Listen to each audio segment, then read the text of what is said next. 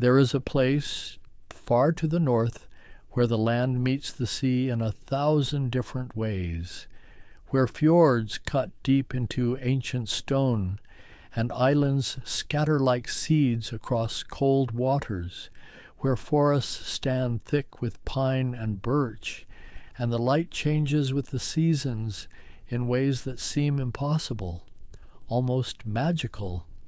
This is a world shaped by ice and fire, by mountains that rise from the ocean, by winters that stretch long and dark, and summers when the sun barely sets at all.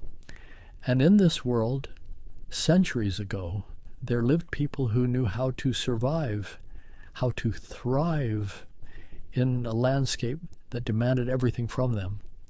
They were farmers and craftsmen, sailors and traders, storytellers and explorers, and though history would give them a single name, they were never just one thing, never simply warriors or raiders, but communities of families, children and elders, people who woke each morning to tend their animals, to mend their tools, to weave cloth and shape iron, to tell stories by firelight and plan for the seasons ahead. Imagine standing on a shore in what we now call Scandinavia, sometime around the 8th century, when the world was quieter, when travel meant weeks or months, when most people lived and died within a day's walk of where they were born.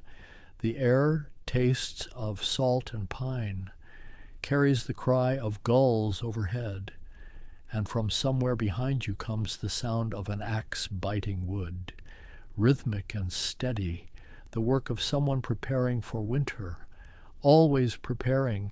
The water before you stretches gray and restless, and pulled up on the beach, resting on wooden rollers, is a ship unlike any other in the world at that time, long and narrow, with a curved prow that rises like the neck of a dragon or a serpent, its hull made from overlapping planks of oak, each one carefully shaped, fitted so precisely that the whole vessel flexes with the waves, bends rather than breaks, designed by generations of shipwrights who learned their craft from fathers and grandfathers, who understood that the sea requires both strength and flexibility.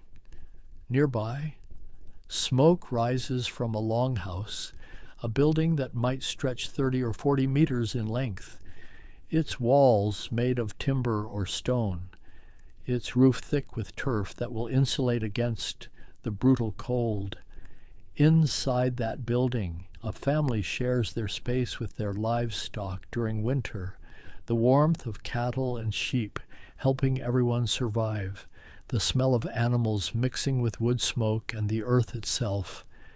This is not a world of great cities, not yet, but of scattered farms and small settlements, places where a dozen families might cluster together, sharing resources, sharing labor during harvest, gathering in the longhouse for feasts and assemblies, for the telling of stories that preserve memory, that teach the young, that connect everyone to their ancestors and their gods. Around you, if you could see far enough, this landscape repeats itself up and down the coasts of Norway, Sweden, Denmark, each inlet and valley holding communities that are similar but distinct, speaking dialects of the same language, worshiping the same gods with regional variations, connected by sea routes and trade, by marriage alliances and occasional conflicts, each community adapting to its particular environment, to the depth of its harbor, the richness of its soil, the density of its forests. And in these communities, life follows rhythms that are ancient, dictated by the sun and the seasons, by the needs of crops and animals, by the patterns of fish in the sea. Winter is a time of indoor work, of repairing tools and making cloth, of carving and storytelling, while summer demands nearly constant labor, planting and tending, fishing and preserving, cutting hay and gathering wood, always preparing for the next winter, always aware that survival depends on planning, on skill, on community. The people themselves are not so different from people anywhere. They laugh and argue, fall in love and raise children, mourn their dead and celebrate their harvests. They worry about the weather and their neighbors, about whether the crops will succeed, about their standing in the community, about their children's futures. They are human in all the ordinary ways, and yet they are also shaped by this particular place, by the demands of these northern lands, by a culture that values independence and courage, that honors skill and resourcefulness, that remembers its stories with remarkable precision. This is where we begin, on this shore, in this moment, watching smoke rise from distant farmsteads, hearing the lap of waves against the hull of that extraordinary ship, feeling the wind that blows from the mountains, cold even in summer, carrying the scent of snow that never entirely melts from the highest peaks. The people who would come to be known as Vikings did not appear suddenly, did not emerge all at once as raiders or explorers, but grew from communities that had lived in Scandinavia for thousands of years, communities that evolved slowly, adapting to the northern climate, developing technologies and traditions that would eventually allow them to reach far beyond their homelands, long before the first longships touched foreign shores, before the first raids on distant monasteries. These northern lands were home to farmers and fishermen, to people who had learned to cultivate barley and rye in short growing seasons, who raised cattle and sheep and pigs, who supplemented their diet with fish from the seas and rivers, with seals and whales, with wild game from the forests. Survival in this landscape required deep knowledge and understanding of weather patterns and animal behavior, of which plants could be eaten and which could heal, of how to preserve food through the long, dark months when nothing grew. The transition from the earlier Iron Age into what we call the Viking Age was gradual, marked not by a single event, but by accumulating changes, improvements in shipbuilding that made longer voyages possible, increases in population that created pressure on available farmland, the development of new trade routes that connected Scandinavia to the wider world, and perhaps most importantly, shifts in social organization, the emergence of chieftains and minor kings who could organize larger groups, who could command resources and loyalty, who could outfit expeditions beyond the familiar waters. In the centuries before the Viking Age proper, Scandinavian communities were already seafarers, already traders, using boats to travel between settlements along the coast, to reach islands that offered good fishing or grazing, to trade furs and amber and iron for goods they couldn't produce themselves. But these earlier vessels were different, shorter and wider, less suited to the open ocean, built for coastal waters and known routes. They served their purpose, but limited how far anyone could go, how much they could carry, how quickly they could move. The breakthrough came gradually, shipwrights experimenting with design, learning that a longer, narrower hull could move faster, that overlapping planks, a technique called clinker building, created a hull that was both strong and flexible, that a single large square sail could harness the wind more effectively than rowing alone, though rowing remained essential. Banks of oars on each side allowing precise control in harbors and rivers, allowing movement even when the wind failed.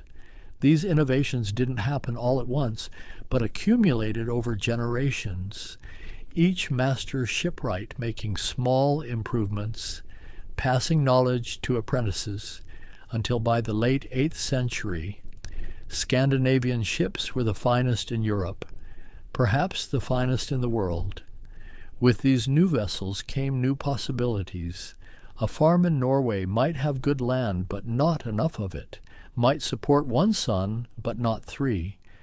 And so younger sons looked outward, looked to the sea, knowing that across the water lay other lands, some inhabited, some not, places where a man might establish his own farm, might gain wealth through trade or through taking, might build a reputation that would live in story.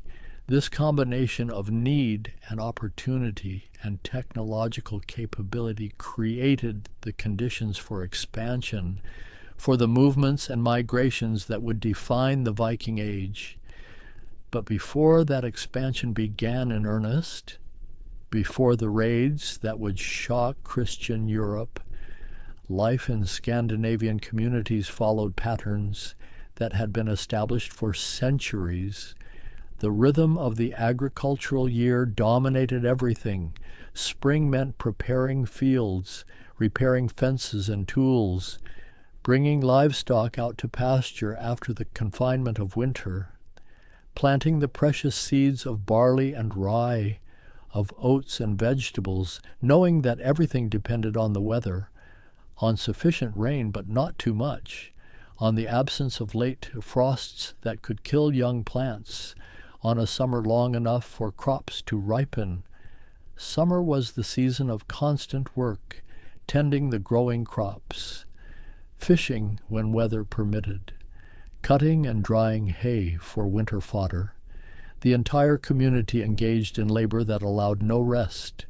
Children old enough to walk had tasks, gathering eggs, watching younger siblings, helping in the fields, while adults worked from the early light until late evening, taking advantage of the long days when the sun barely set, storing up against the dark months ahead. Autumn brought harvest, a time of both celebration and anxiety. Would there be enough? Had the weather been kind, the barley cut and threshed, the vegetables gathered and stored, animals that couldn't be fed through winter slaughtered and preserved, the meat smoked or salted or dried, every scrap used, nothing wasted in a world where waste meant death.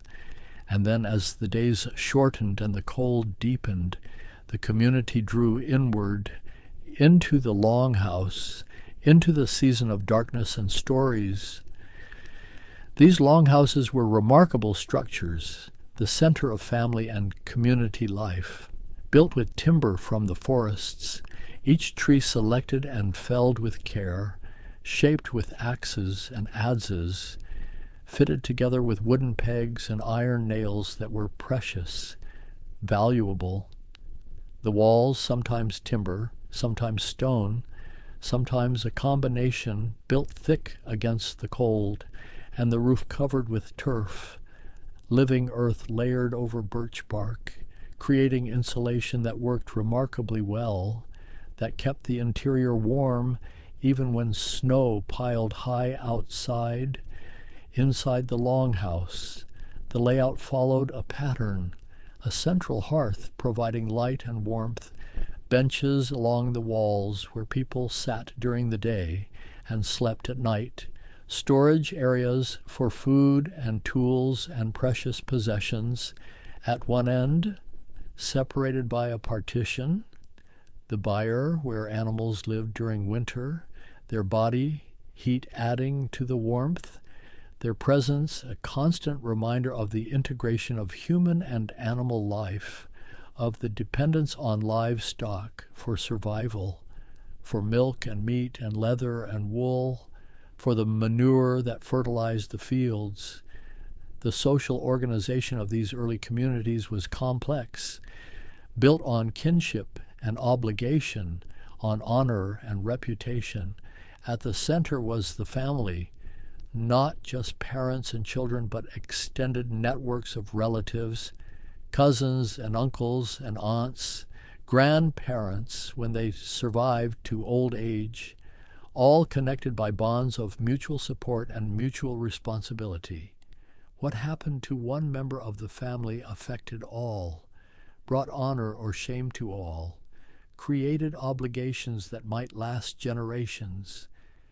Beyond family were larger structures, the community of a settlement, perhaps a dozen or 20 families living near enough to help each other, to gather for assemblies called things where disputes were settled, where decisions affecting everyone were made, where law was spoken aloud and remembered, not written down, but preserved in the memories of those who attended, passed from generation to generation. These assemblies were remarkably democratic in some ways. Free men could speak, could bring grievances, could participate in judgments, though influence often correlated with wealth and reputation, with the ability to gather supporters, to offer compelling arguments, to invoke precedent and tradition.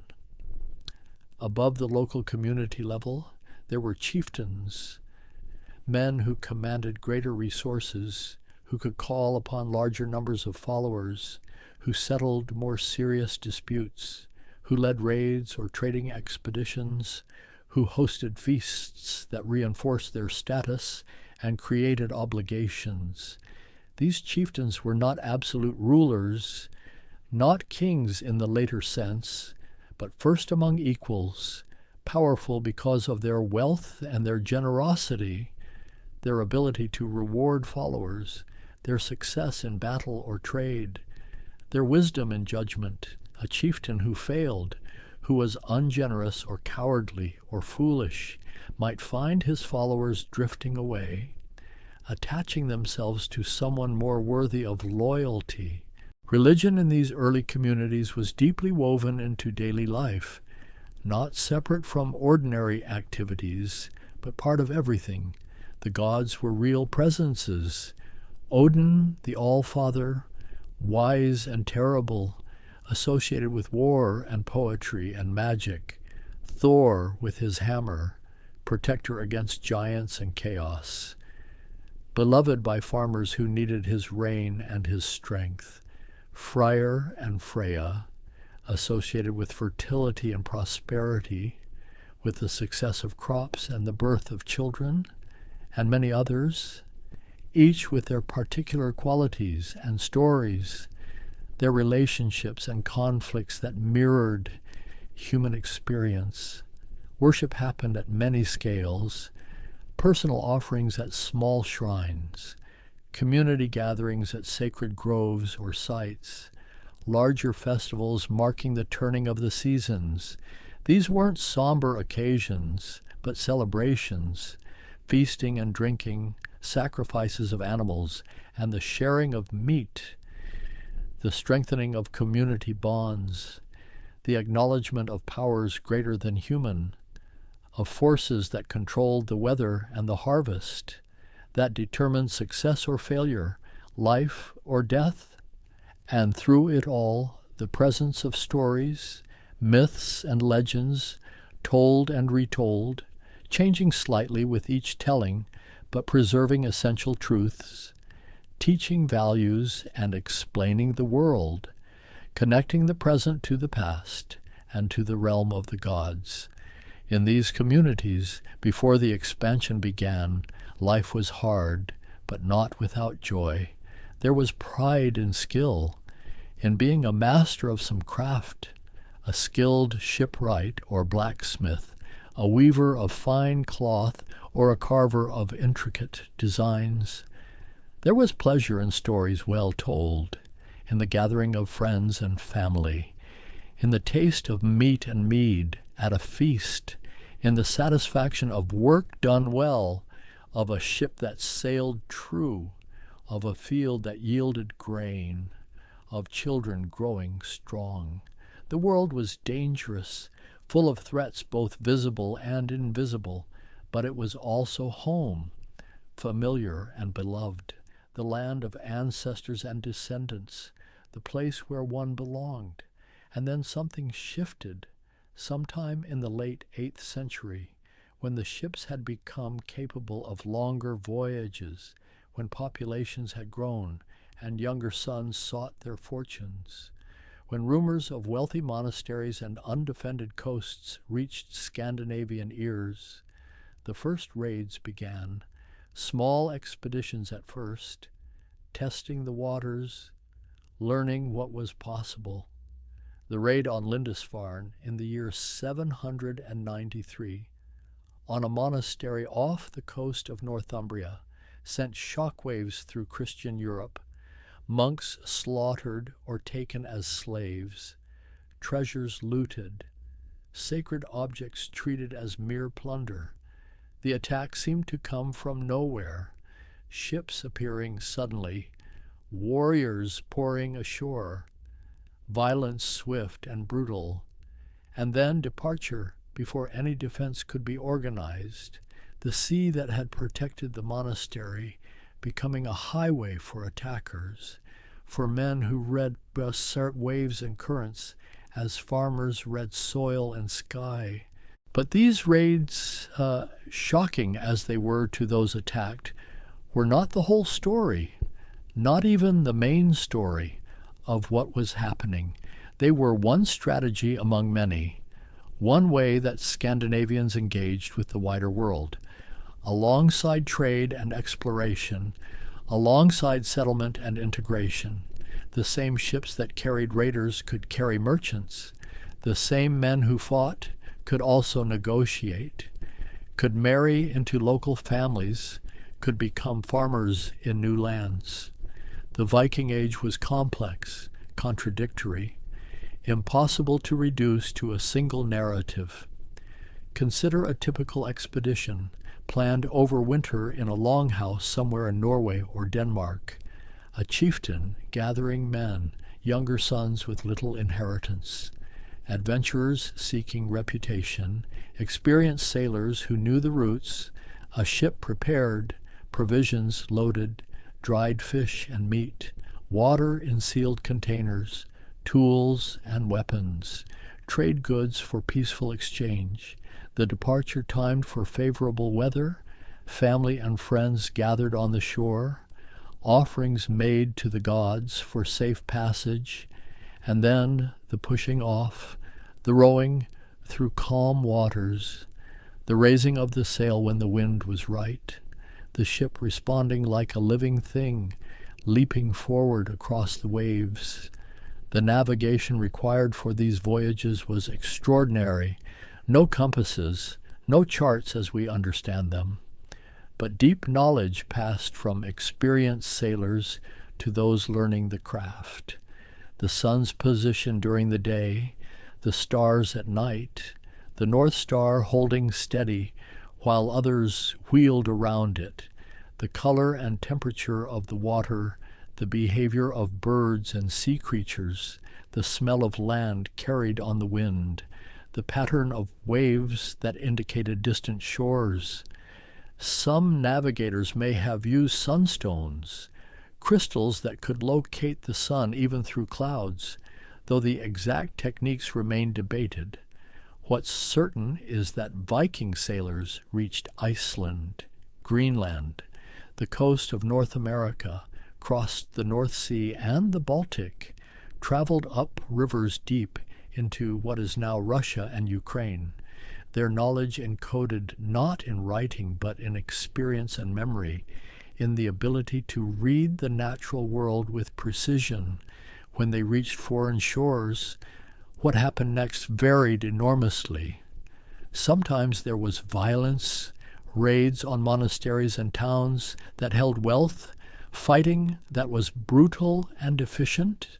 The Vikings had advantages, mobility from their ships, the element of surprise, equipment and training that made them formidable, their axes and swords and spears wielded by men who had practiced from childhood, who wore mail if they could afford it, who carried round shields of wood and leather, who fought in loose formations that allowed individual skill to shine while still supporting each other. But often, perhaps more often than the chronicles suggest, there was trade.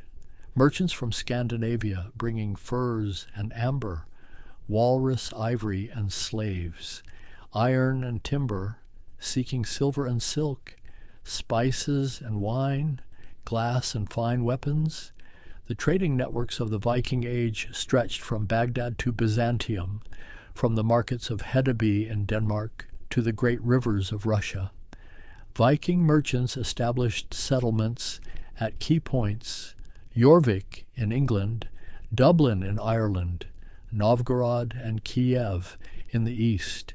These became cosmopolitan centers, places where Scandinavians lived alongside Celts and Anglo-Saxons, Slavs and Arabs, where cultures mixed, where Christianity and the old gods existed side by side, where new identities emerged.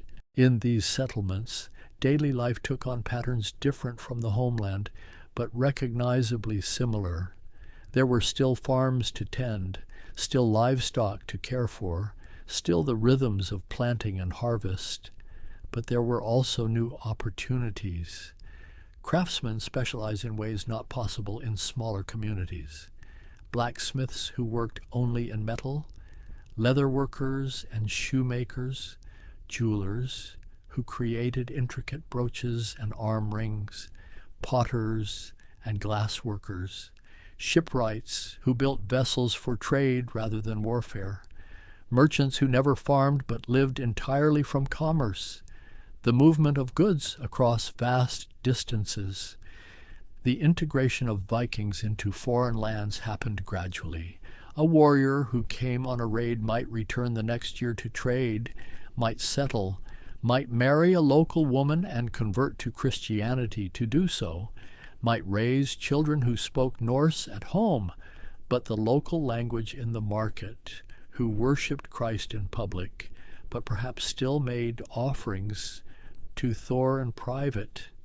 Within a few generations, the descendants of Vikings in Normandy or England or Ireland were no longer purely Scandinavian, but hybrids, carrying some traditions forward while adopting others, creating new cultures that blended elements from multiple sources.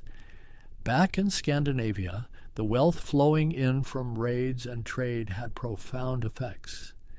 Silver came in vast quantities, hoarded in buried treasures that archaeologists still find, melted down and made into arm rings and neck rings, into hack silver that could be cut up and used as currency.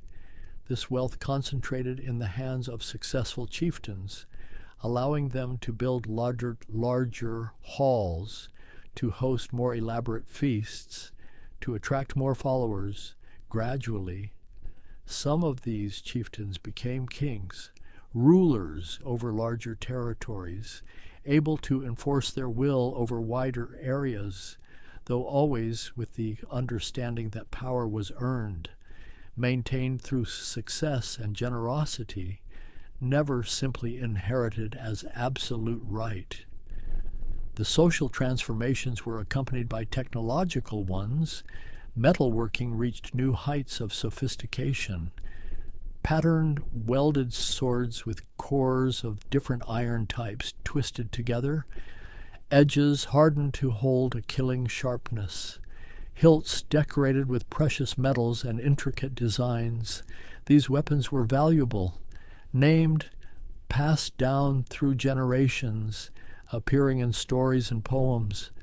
A good sword was both tool and treasure, symbol of status and actual instrument of power. Women in Viking society occupied complex positions.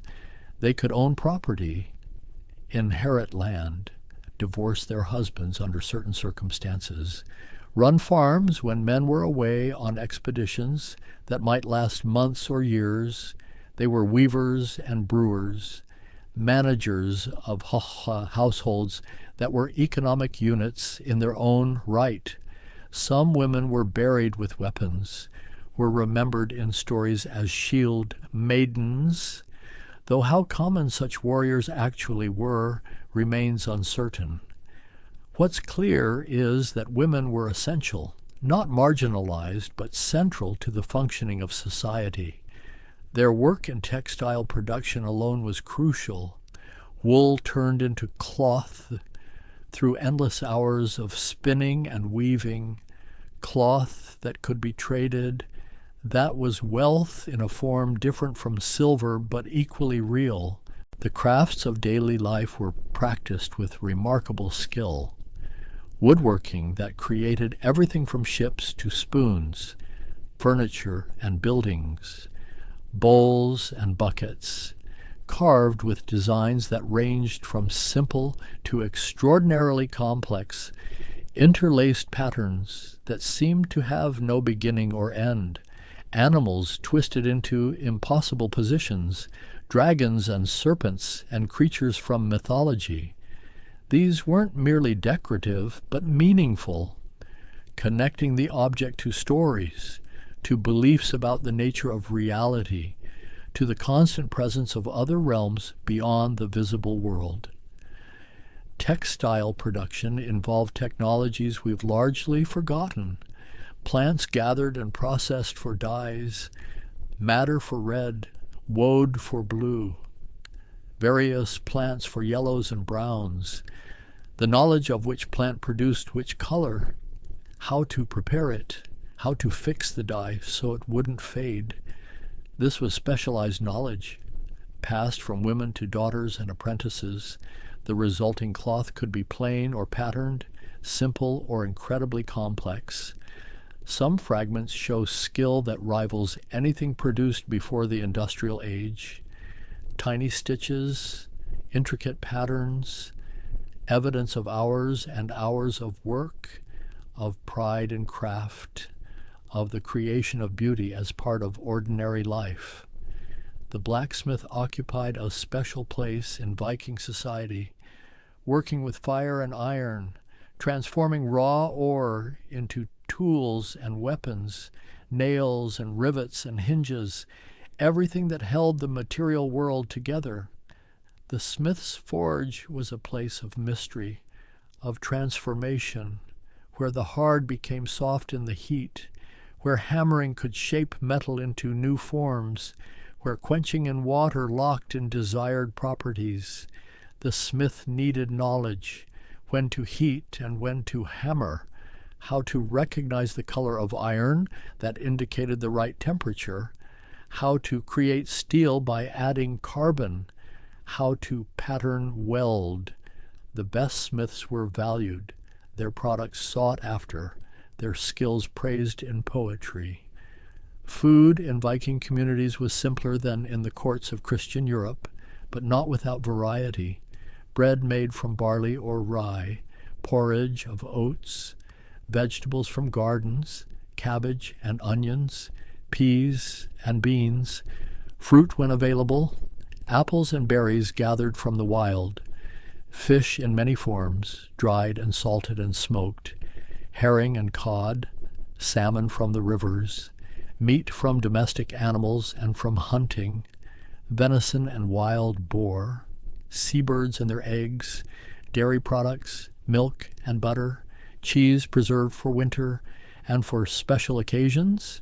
For feasts there was more, roasted meat in quantity, mead made from honey, ale brewed from barley, the drinking that accompanied storytelling, that built bonds between warriors and between families, that sealed agreements and celebrated victories. The feasts themselves were crucial social occasions, times when obligations were created and reinforced, when a chieftain demonstrated his wealth and generosity, when poets recited verses praising the host, when the past was remembered and the future planned. The hall filled with people, firelight gleaming on decorated beams, on wall hangings that showed scenes from mythology, on the faces of listeners as stories unfolded. The skalds, the poets, commanded attention. Their verses were not written but composed and performed, memorized and passed on. They were historians and entertainers, preservers of genealogy and deeds. Their words carried weight, could increase reputation or damage it, could ensure that a name lived on or was forgotten. The Viking Age did not end suddenly, did not conclude with a single battle or event, but faded gradually over the course of the 10th and 11th centuries, transformed by forces both external and internal, by the spread of Christianity, by the consolidation of kingdoms, by changing trade patterns, and the strengthening of defenses in lands that had once been vulnerable. The world that had made Viking expansion possible was changing, becoming less hospitable to the old ways, more resistant to raids, more integrated into larger political and religious structures. Christianity came to Scandinavia slowly, unevenly, carried by missionaries and returning traders, by kings who saw advantages in aligning with the dominant religion of Europe. The old gods did not disappear overnight, but gradually receded. Temples became churches, sometimes literally, the same sacred sites serving new purposes. Thor's hammer amulets worn alongside crosses. The transition a matter of generations, of children raised with different stories, different understandings of the world and what lay beyond it. In Norway, the process was pushed by kings like Olaf Tryggvason and Olaf Haraldsson, who saw Christianity as a tool for consolidation, for building authority that transcended local chieftains and their traditional powers. Conversion was sometimes voluntary, sometimes coerced. The smashing of idols, the destruction of sacred groves, the building of churches on sites that had honored other gods, but it was also sincere, people genuinely convinced, finding in Christianity answers that satisfied them, community in the new church, connection to the wider Christian world, and for the kings, alliance with bishops and priests who could read and write, who could create administrative systems, who brought technologies of governance that had evolved in southern Europe. In Denmark and Sweden, the transformation followed similar patterns, but with local variations. Danish kings like Harald Bluetooth embracing Christianity, raising rune stones that proclaimed the new faith, building churches, establishing dioceses, integrating Denmark into Christendom while maintaining distinct Scandinavian identity. In Sweden, the process was slower, Uppsala remaining a center of the old religion longer than sites in Norway or Denmark. The temple there described in later accounts as magnificent and terrible, hung with gold, where sacrifices were made every 9 years. Though how accurate these descriptions are is uncertain, written by Christians looking back, perhaps exaggerating the paganism they were replacing. The great expeditions continued into the 11th century but changed in character, less about raiding, more about conquest and settlement, about establishing kingdoms that could be held and administered in England. Knut the Great ruled an empire that included Denmark, Norway, parts of Sweden, a Scandinavian king sitting on the English throne, patronizing churches, minting coins, governing through a mix of Norse and English nobles, creating a hybrid culture that was neither purely one nor the other, though his empire fragmented after his death, unable to sustain itself without his personal authority.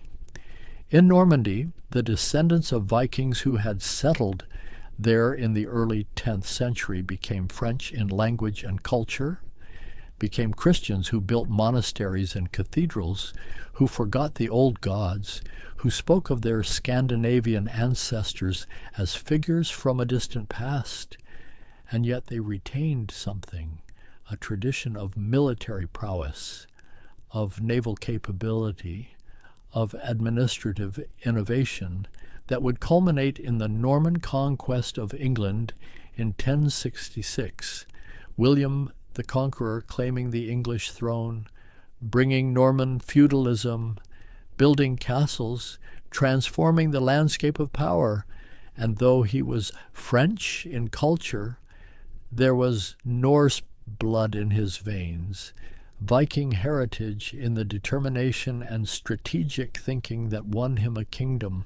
In the east, the Rus, Scandinavians who had established themselves along the river routes through what is now Russia and Ukraine, became integrated into Slavic populations, adopted Orthodox Christianity from Byzantium, created states that would evolve into Russia and Ukraine. The princes of Kiev, maintaining some Norse traditions, some memory of origins in Sweden, but increasingly Slavic in language and culture, the transformation nearly complete by the 11th century, the Scandinavian element absorbed, incorporated into something new. In Iceland, settled by Norwegians fleeing the consolidation of royal power. The Viking Age persisted longer in some ways. The Althing, the General Assembly, met from the year 930, making it one of the oldest parliaments in the world. Free farmers gathering to make laws and settle disputes, maintaining something of the old independence, the old democratic traditions of the thing. Though Iceland, too, would eventually accept Christianity, in the year 1000, the decision made at the Althing, a remarkable moment when an entire society chose collectively to change its official religion while allowing private worship of the old gods to continue for a time. The sagas were written down in Iceland in the 13th century, composed in the unique literary language of Old Norse, preserving stories of the settlement period, of feuds and heroes, of voyages to Vinland, to North America centuries before Columbus.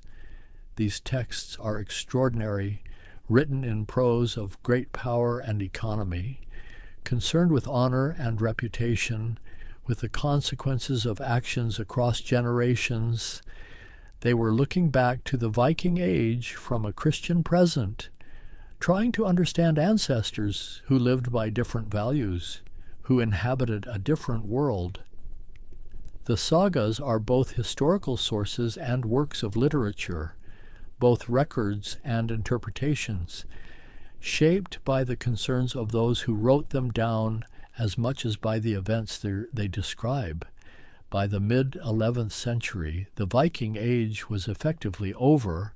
The Scandinavian kingdoms had become Christian monarchies, trading partners rather than raiders, participants in the broader European world rather than threats from outside.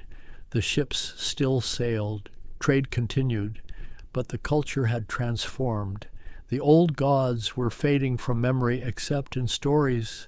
The things were being replaced by royal courts and church councils, the independent farmer warriors giving way to subjects of kings and bishops.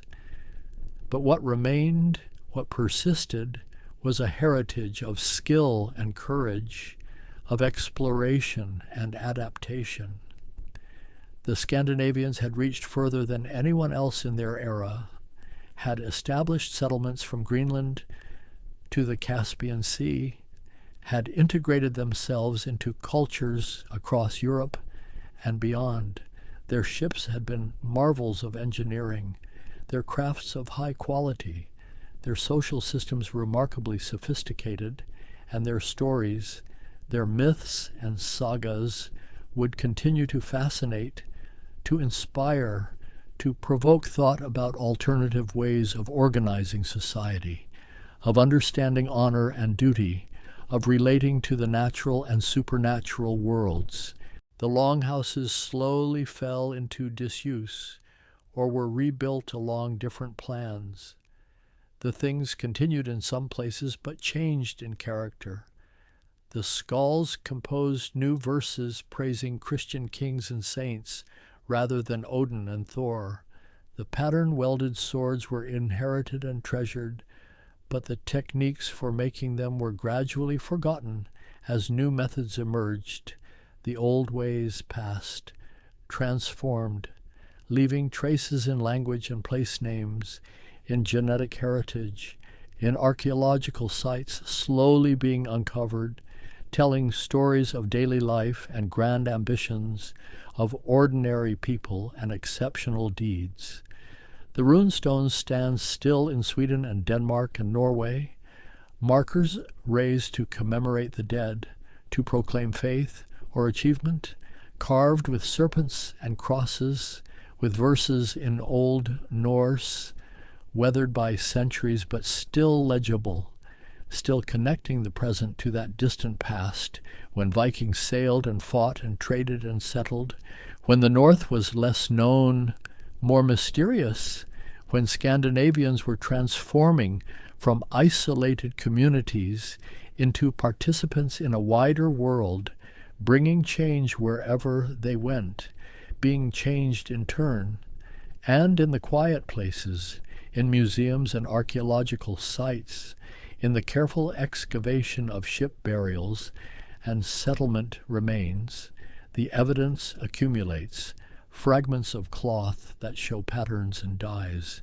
combs carved from antler, gaming pieces made of walrus ivory, beads of glass and amber from trade networks spanning continents, cooking pots and loom weights, ship rivets and sword hilts, the material remains of lives lived, of choices made, of skills practiced and handed down, each object a connection to someone who held it, used it, valued it enough to keep or important enough to bury with the dead. The Viking Age lives now in scholarship and imagination, in the careful study of texts and artifacts, in the reconstruction of ships that sail again, in the reenactors who practice crafts and recreate battles, in the popular culture that sometimes understands and sometimes distorts, in the descendants of Vikings who live across the world, in Iceland and Scandinavia, certainly, but also in Britain and Ireland, in Normandy and Russia, in North America, where Vikings briefly settled 1,000 years ago, and where Scandinavian immigrants arrived in great numbers in the 19th century, the past is never truly past, never entirely gone, but lives on in altered forms, in memories and stories, in the landscapes shaped by those who came before. The deeper truth about the Vikings, about the people who lived in those longhouses and sailed those remarkable ships, is that they were not separate from us, not fundamentally different in their humanity, their hopes and fears, their loves and losses. They lived in a world with different technologies, different beliefs, different social structures, but the underlying experiences were universal. The parent watching a child learn to walk, the farmer worrying about the harvest, the trader calculating profit and risk, the warrior facing mortality, the poet seeking the perfect phrase. These are human experiences that transcend time and culture. What made Viking society distinctive was not violence, not raiding, though those happened and mattered, but rather a particular combination of values and circumstances, the emphasis on personal reputation and honor, on the importance of memory and story, on the obligation to kin and the bonds of community, on the necessity of self-reliance tempered by mutual support. These values emerged from the landscape, from the reality of life in northern lands, where cooperation was essential for survival, but where harsh conditions also demanded individual capability, where you had to be able to handle a boat in rough seas, to survive a winter when supplies ran low, to make decisions that might mean life or death for yourself and others. The relationship with the natural world was intimate in ways difficult for modern people to fully comprehend. The Vikings were not romantics about nature, not preservationists in any contemporary sense, but they lived embedded in natural systems in ways we no longer do.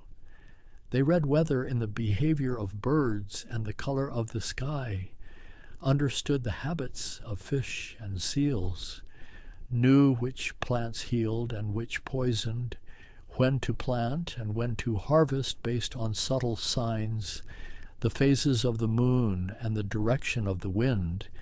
Their survival depended on this knowledge, on attention to details we've learned to ignore, on sensitivity to changes in the environment that we no longer notice because we're insulated from direct consequences. The gods they worshipped before Christianity reflected this relationship, were not distant or abstract, but present in the world, in the thunder that could destroy crops, in the sea that could drown sailors, in the fertility of fields and livestock, in the inspiration that came to poets and the fury that seized warriors in battle. These gods had personalities, made mistakes, felt jealousy and love and anger. They were like humans, but larger, more powerful, immortal, but not invincible. Even they faced an ultimate fate, the Ragnarok that would end the world and the gods themselves before renewal could begin. This mythology spoke to people who knew that power was temporary, that even the mightiest could fall, that cycles of destruction and creation were fundamental to existence. The conversion to Christianity represented a profound shift not just in belief, but in worldview. The Christian God was singular, absolute, concerned with individual morality in ways the Norse gods were not. Salvation became a matter of faith and behavior, of sin and redemption rather than honor and reputation. The afterlife changed from the warrior's Valhalla or the shadowy hell to heaven and hell, eternal reward or punishment based on one's relationship with God. This transformation took generations to complete, and even then, elements of the old beliefs persisted in folklore and practice, in the stories people told, in the charms they whispered, in the understanding of luck and fate that never entirely aligned with Christian doctrine, the craftsmanship that Vikings brought to everything they made, from ships to jewelry, from textiles to metalwork, speaks to a culture that valued skill and beauty, that saw no contradiction between utility and art. A cooking pot might be plain or it might be decorated. A brooch served to fasten clothing, but could also be a work of intricate beauty, hours of labor invested in creating patterns that pleased the eye, that demonstrated the maker's mastery, that connected the object to larger meanings. The interlaced patterns were not random, but followed rules, created balances and symmetries that satisfied something deep in human perception, suggested connections and continuities that words could not express. The emphasis on storytelling and poetry was not mere entertainment, but a way of preserving and transmitting culture in a society without widespread literacy, where knowledge lived in memory. The ability to compose and recite was crucial. The skalds were not just entertainers, but historians, genealogists, moral teachers. Their verses preserved the names of ancestors, the deeds of heroes, the lessons of the past. They praised and they criticized. They shaped reputation, which was perhaps the most valuable possession one could have, more lasting than silver, more important than land, because reputation lived in the memories and words of others, could elevate descendants or doom them to obscurity.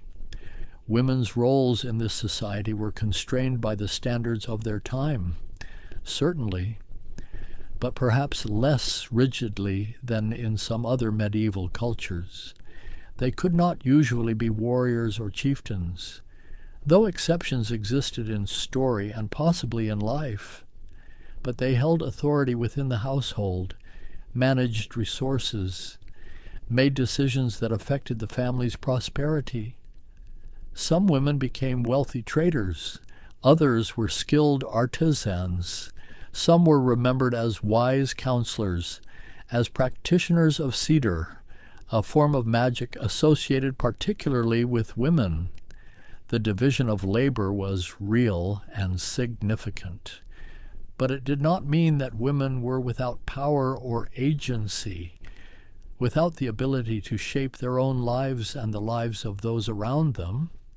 The Viking expansion ultimately failed to create a lasting Scandinavian empire. The settlements were absorbed. The raiders became settlers and then natives of their adopted lands. But the impact persisted in less obvious ways. In the legal systems of England and Ireland that retained Norse influences, in the trade routes that connected East and West, in the genetic heritage of populations across Northern Europe, in the stories and place names that endure, in the demonstrated possibility of long-distance ocean travel that would inspire later explorers. The Vikings proved that the Atlantic could be crossed, that new lands existed far to the west, knowledge that would not be fully exploited for centuries, but that never entirely disappeared from memory.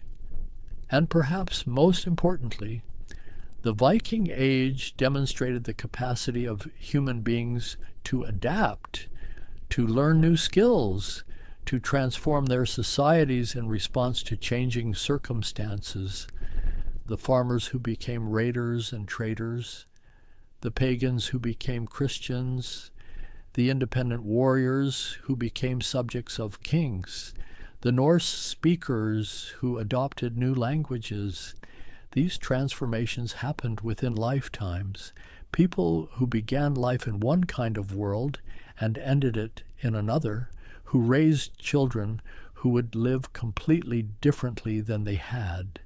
This flexibility, this capacity for change while maintaining some continuity of identity, this is perhaps the most human characteristic of all.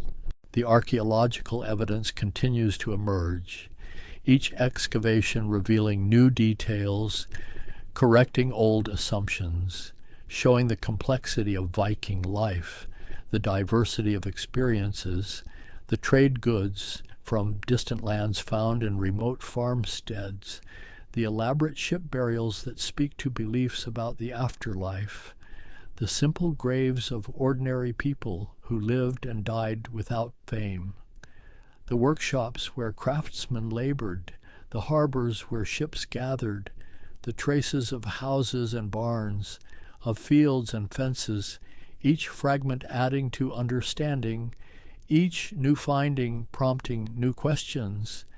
The past is not fixed, but constantly being reconstructed, reinterpreted, brought into conversation with the present.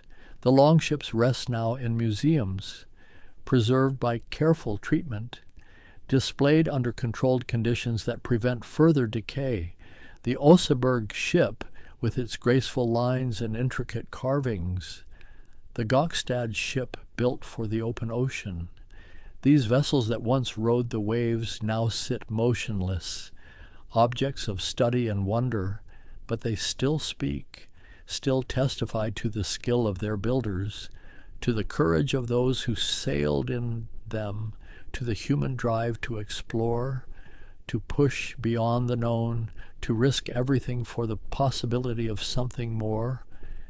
The stones stand in fields, carved with runes that scholars translate, that tell of journeys to distant lands, of sons who died far from home, of faith and pride and loss, simple messages that connect across centuries. that make the people who carved them and the people they commemorated somehow present again. Not fully, not completely, but enough to recognize them, to acknowledge the connection, to honor the memory. And in the quiet places where once there were settlements, where longhouses stood and smoke rose from hearths, where children played and animals grazed, where stories were told on winter nights and ships were built in the long summer days, there is now often just grass and stone, the marks in the earth that only trained eyes can read. But the land remembers, holds within it the traces of lives lived, of communities that thrived and struggled and passed away, of the human presence that shaped the landscape and was shaped by it in turn. The wind still blows from the mountains, cold even in summer, carrying the scent of salt and pine.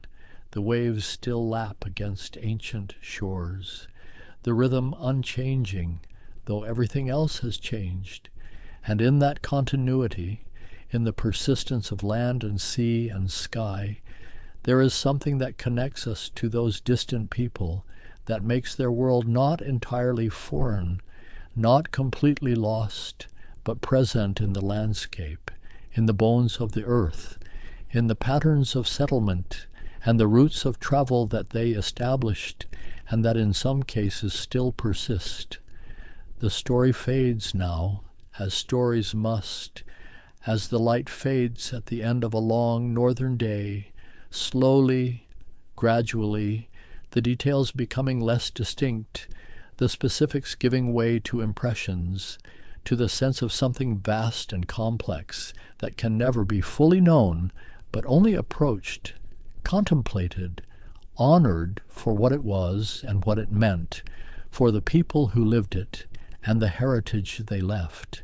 The Vikings are gone, absorbed into other cultures, transformed beyond recognition, but the memory remains in the stones and the ships, in the sagas and the scholarship, in the human capacity to endure and adapt, to create and destroy, to explore and settle, to live fully in whatever world we find ourselves, and to leave behind traces, fragments, stories for those who come after.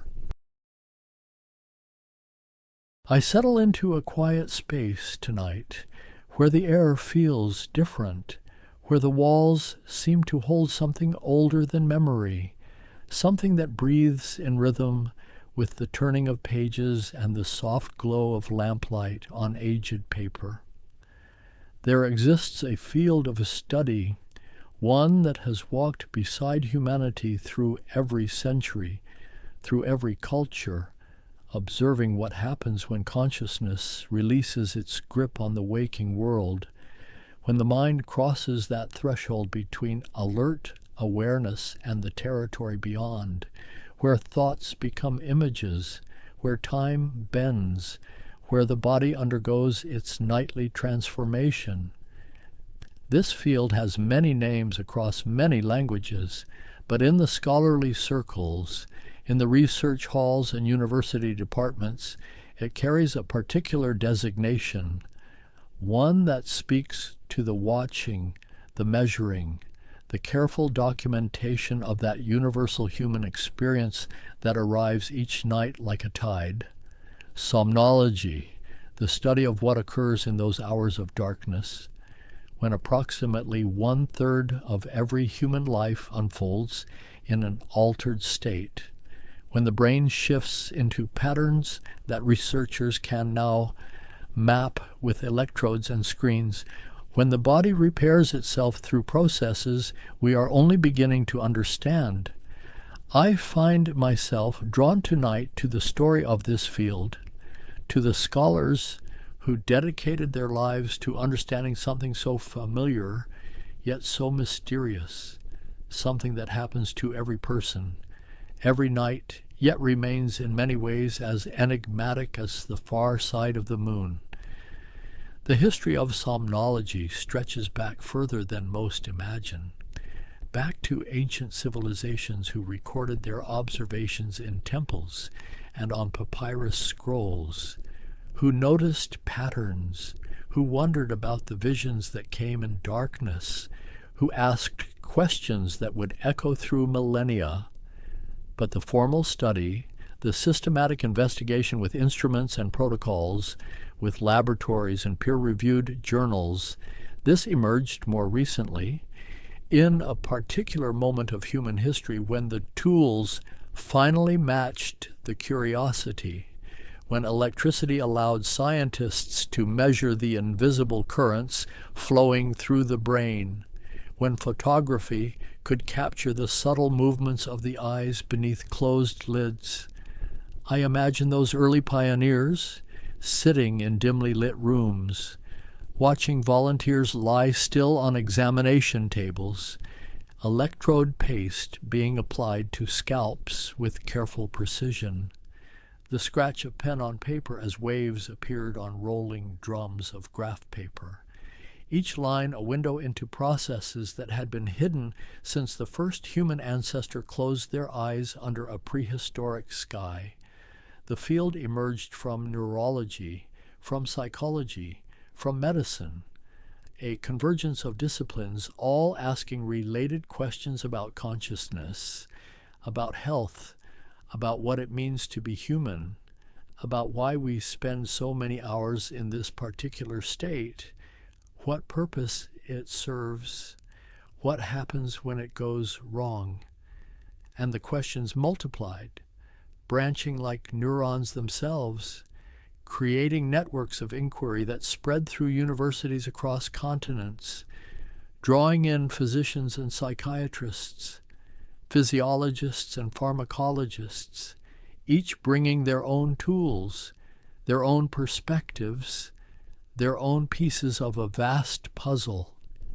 I think about the waiting rooms of those early clinics, the patients who arrived with complaints that had troubled them for years, unable to achieve what should come naturally, or achieving it too easily at the wrong times, in the wrong ways, or their lives disrupted by disturbances in a process that most people never think about, that happens automatically, like breathing, like heartbeat.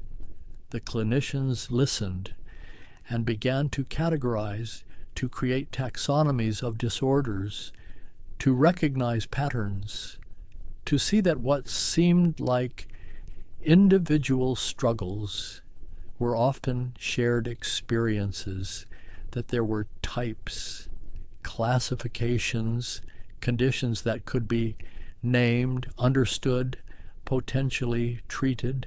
Research laboratories sprouted in medical schools, in government facilities, in hospital basements, rooms lined with equipment that hummed and blinked, recording data through the night while the world outside grew quiet, while researchers took turns monitoring screens, documenting every twitch, every breath, every shift in brainwave frequency.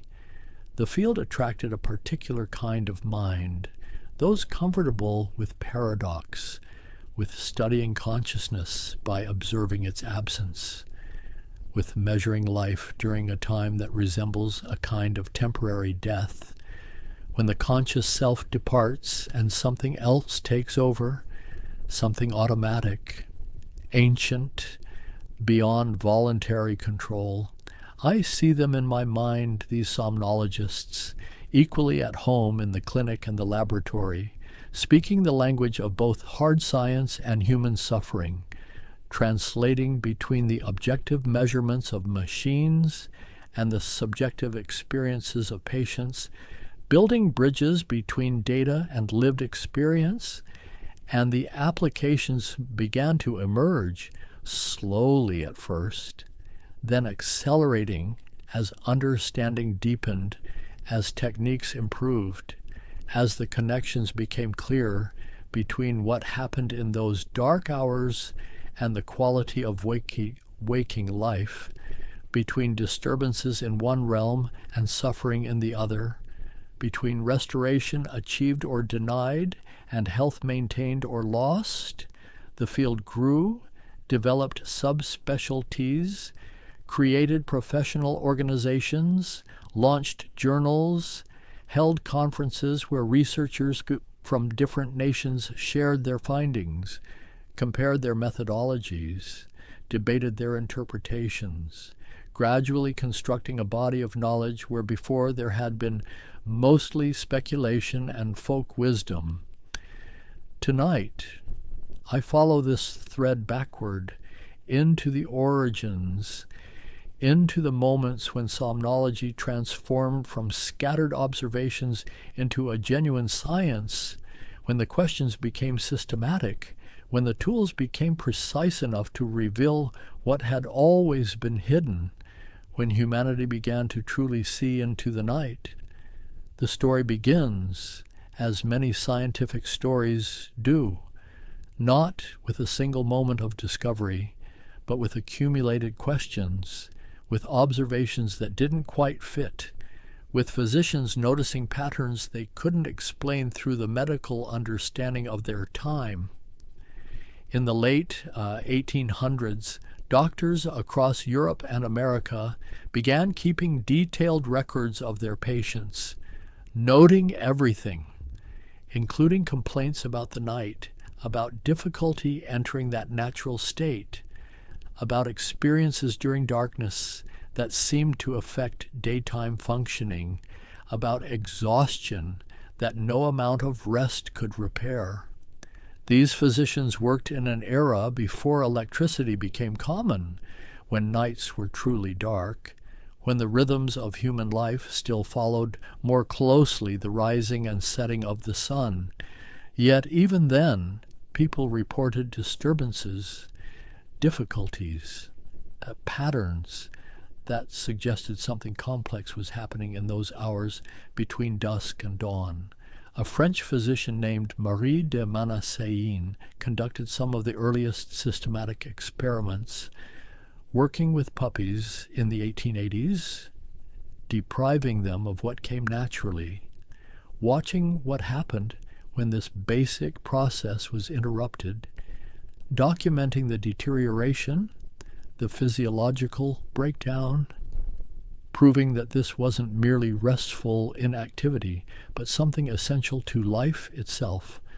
Her work was radical for its time, suggesting that these hours of apparent unconsciousness served vital functions, that the body and mind required this state, that it wasn't laziness or weakness, but biological necessity, a need as fundamental as food or water.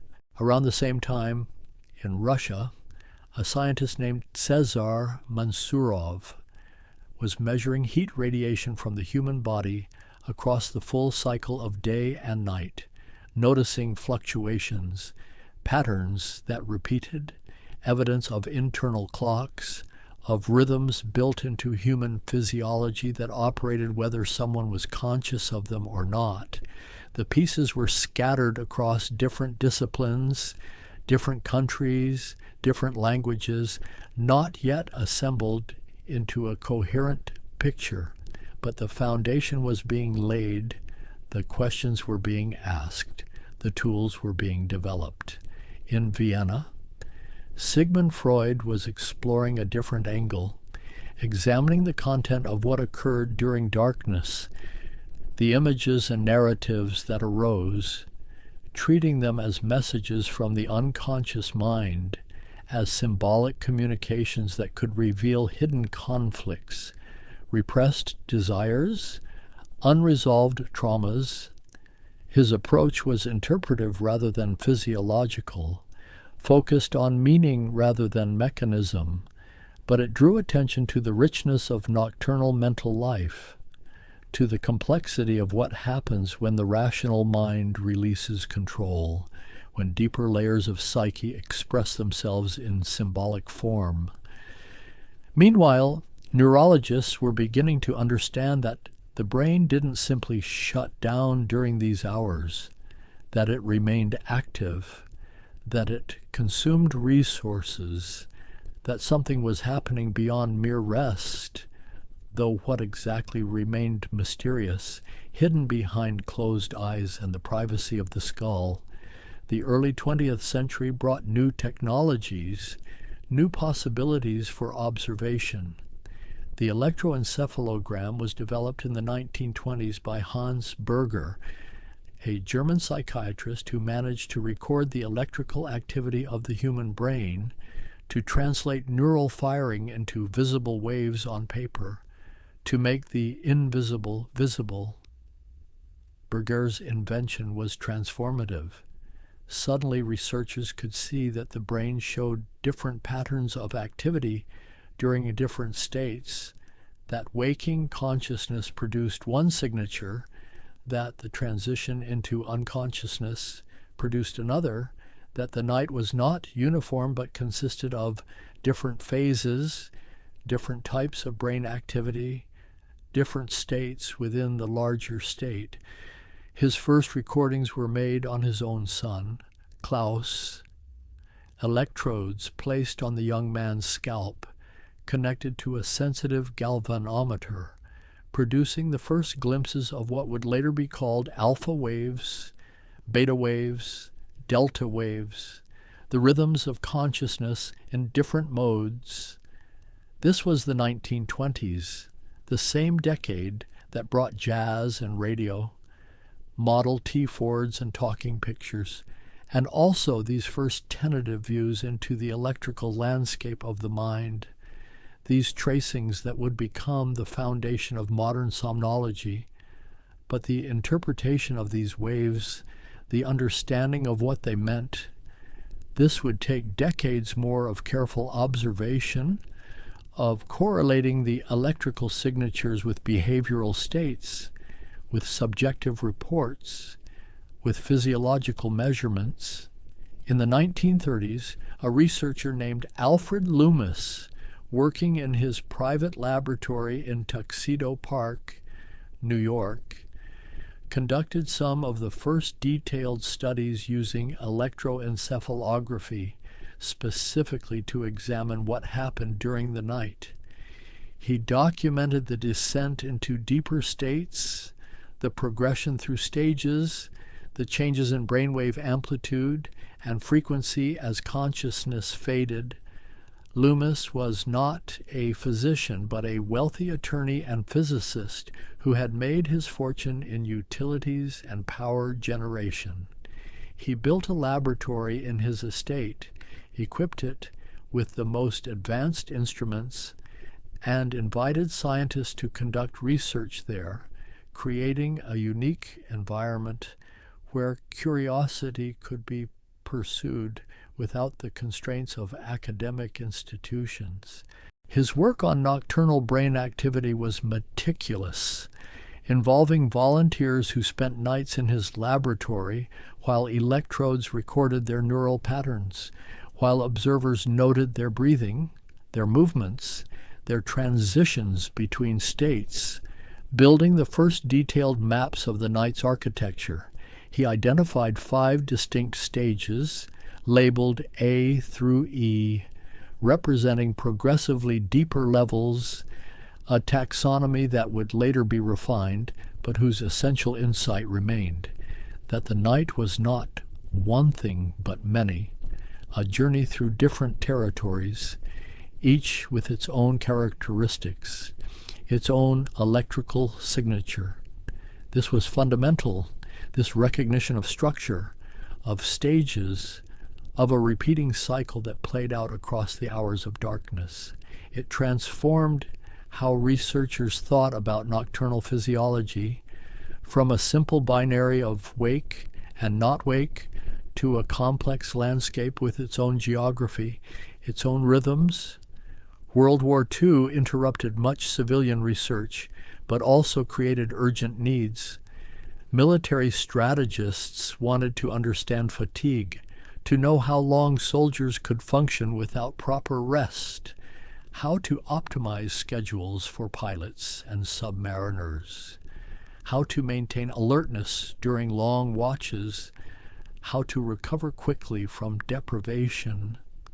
The military-funded studies created laboratories dedicated to these questions, brought together researchers who might not otherwise have collaborated, generated data on extreme conditions, on the limits of human endurance, on what happens when the natural cycle is severely disrupted. After the war, this research infrastructure didn't disappear. It transitioned. Many military researchers moved into civilian academia, bringing their expertise, their equipment, their questions, helping to establish somnology as a legitimate field of scientific inquiry. The 1950s brought what many consider the field's defining discovery. At the University of Chicago, a graduate student named Eugene Ozarinsky was working in the laboratory of Nathaniel Kleitman, studying children's nocturnal eye movements, using equipment that could detect motion beneath closed lids. Ozarinsky noticed something strange.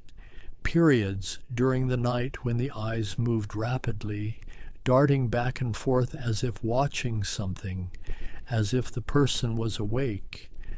But they clearly weren't.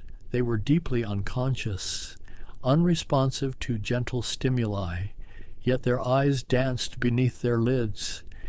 He tested his equipment, thinking it might be malfunctioning, but the pattern repeated.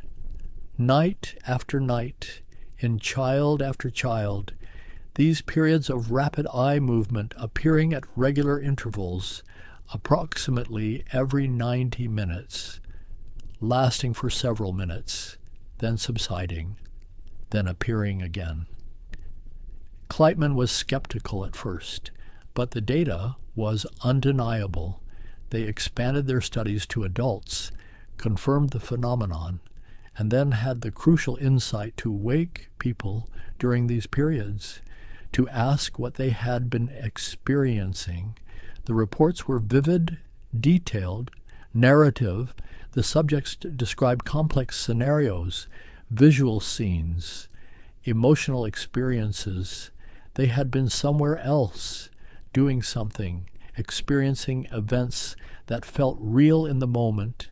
This was when the visions occurred, during these periods of rapid eye movement, during what would come to be called REM, a state unlike any other, paradoxical, the brain highly active, yet the body paralyzed, consciousness absent, yet mental life rich and strange.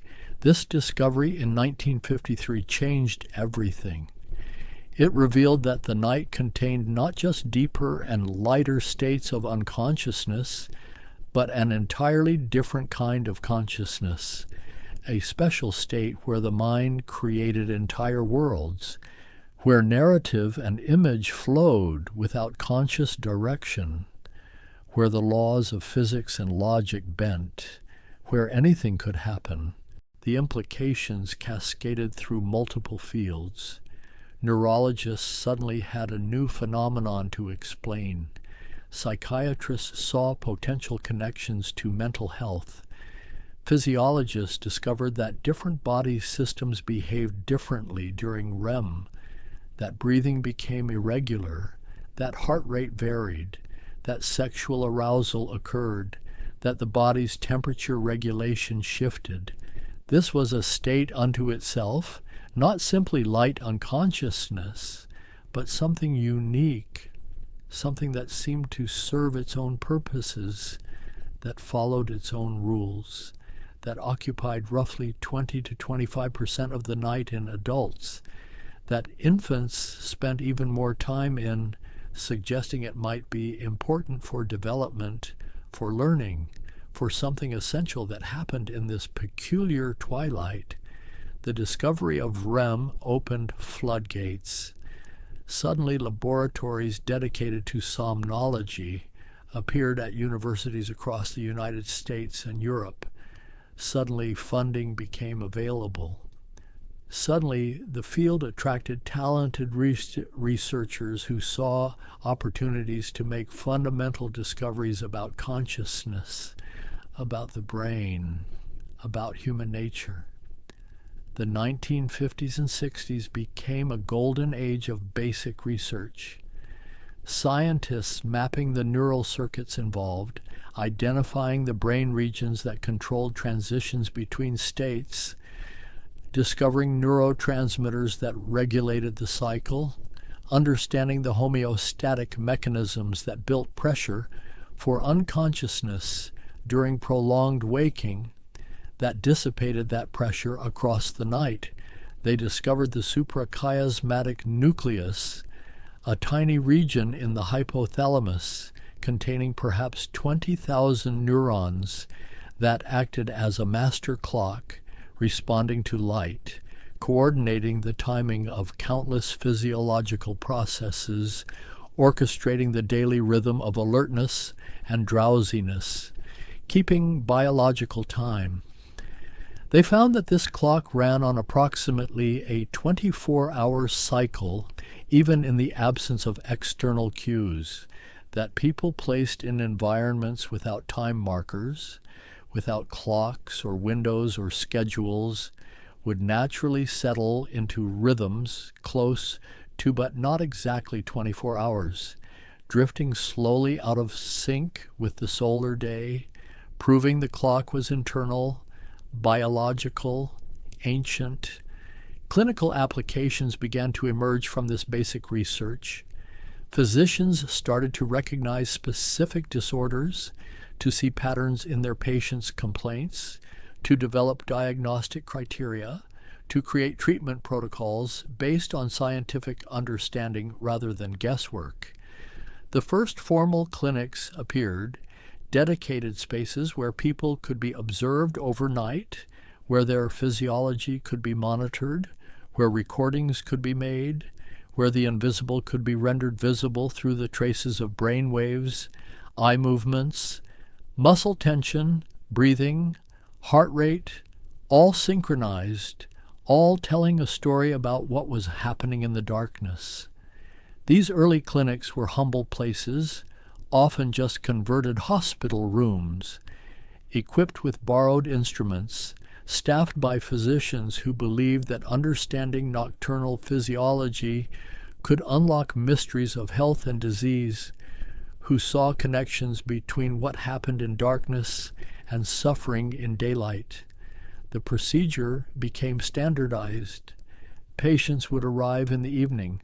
Electrodes would be carefully attached. Small metal discs glued to specific positions on the scalp, following the International 1020 system, a map of the skull that ensured consistency across laboratories, across continents, allowing researchers to compare their findings. More electrodes near the eyes to capture movement, electrodes on the chin to measure muscle tone, belts around the chest and abdomen to record breathing, a sensor on the finger to track heart rate and oxygen levels, wires everywhere, connecting the person to machines that translated physiology into ink, traces on scrolling paper. The patients would lie in unfamiliar beds, in sterile rooms, trying to achieve what needed to happen despite the strangeness, despite the awareness of being watched, despite the physical constraint of all those wires, and remarkably, most did. The need was strong enough, the biological imperative powerful enough, that even in these artificial conditions, consciousness would eventually release its grip, and the technicians would watch, sitting in adjacent rooms, observing the traces appearing on paper, watching the progression through stages, noting the times of transitions, the durations of each phase, building databases of normal patterns, establishing baselines against which abnormality could be measured. The paper scrolled endlessly, 30 seconds per page, creating huge stacks by morning, each page a window into a few moments of brain activity, of physiological state, the entire night producing a document that might stretch across a room when laid out, a physical manifestation of the invisible processes. By the 1970s, the field had matured enough to establish formal professional organizations. The Association for the Psychophysiological Study of Sleep was founded in 1961, later becoming the Sleep Research Society, creating a community, a shared identity, a framework for collaboration and standardization. Clinicians developed scoring systems, rules for interpreting the traces, for identifying which stage was which. William Dement and Alan Rechtschaffen published their manual in 1968, creating a common language, a standardized method. Their system divided the night into stages 1 through 4 of non-REM plus REM itself, each defined by specific patterns of brain waves, specific combinations of frequencies and amplitudes. Stage 1 was the lightest, the transition, when alpha waves of relaxed waking gave way to slower theta rhythms, when consciousness began to dissolve, when the person might still respond to quiet sounds, might still have some awareness of surroundings. This lasted just minutes in most people, a doorway rather than a destination. Stage 2 brought sleep spindles, brief bursts of rapid waves, 12 to 14 cycles per second, and K complexes, sharp negative peaks followed by positive rebounds. These were distinctive markers, signatures of true unconsciousness, though still relatively light, still easy to wake from. This stage occupied the largest portion of the night, perhaps half of all the time spent in darkness. Stages 3 and 4 were defined by the appearance of delta waves, slow, high amplitude, less than 4 cycles per second, the deep states, where the brain showed synchronized firing, where awakening required strong stimuli, where the person roused with confusion, disorientation, needing time to reassemble their sense of self and place. These deep stages predominated in the first half of the night. The body seemed to prioritize them, to need them most urgently. They were when growth hormones surged, when tissue repair occurred, when the immune system performed its maintenance, when the brain's metabolic waste was cleared through a system of channels discovered much later, a kind of nocturnal housekeeping essential to cellular health. REM appeared approximately 90 minutes after onset. The first episode brief, perhaps 10 minutes, subsequent episodes lengthening. The final REM period before waking might last half an hour or more. This was when the most vivid and bizarre narratives occurred, when the visual cortex activated intensely, when emotional centers lit up, when the motor cortex sent signals to move, but those signals were blocked, intercepted by inhibitory neurons in the brain stem that paralyzed the voluntary muscles, preventing the body from acting out the internal drama. This paralysis was protective. Researchers discovered cases where it failed, where people physically enacted their nocturnal experiences, sometimes injuring themselves or others, sometimes performing complex behaviors while completely unconscious, sleepwalking during REM, a dangerous confusion of states, a breakdown of the normal boundaries. The field began to catalog disorders, to recognize patterns. Insomnia came in many forms: difficulty initiating the process, difficulty maintaining it, early morning awakening, each type suggesting different underlying mechanisms, different potential treatments. Some people experienced excessive daytime drowsiness. Despite spending adequate time in bed, they would fall unconscious at inappropriate moments, while talking, while eating, their brains unable to maintain waking consciousness. Narcolepsy was identified, a disorder where REM intruded into waking, where muscle paralysis occurred during the day, where people might collapse suddenly, where the boundaries between states broke down catastrophically. Others stopped breathing during the night, their airways collapsing, oxygen levels dropping, the brain forcing brief awakenings to restore breathing, this cycle repeating hundreds of times, fragmenting the night's architecture, preventing the deeper stages from occurring, leaving people exhausted despite spending 8 or 9 hours in bed. Obstructive sleep apnea became recognized as a major health problem, linked to cardiovascular disease, to cognitive decline, to accidents and impaired daytime functioning. Restless leg syndrome was documented, an irresistible urge to move, a creeping discomfort that appeared in the evening that prevented the transition into unconsciousness, that drove people to pace their homes in the dark hours, seeking relief that came only with movement.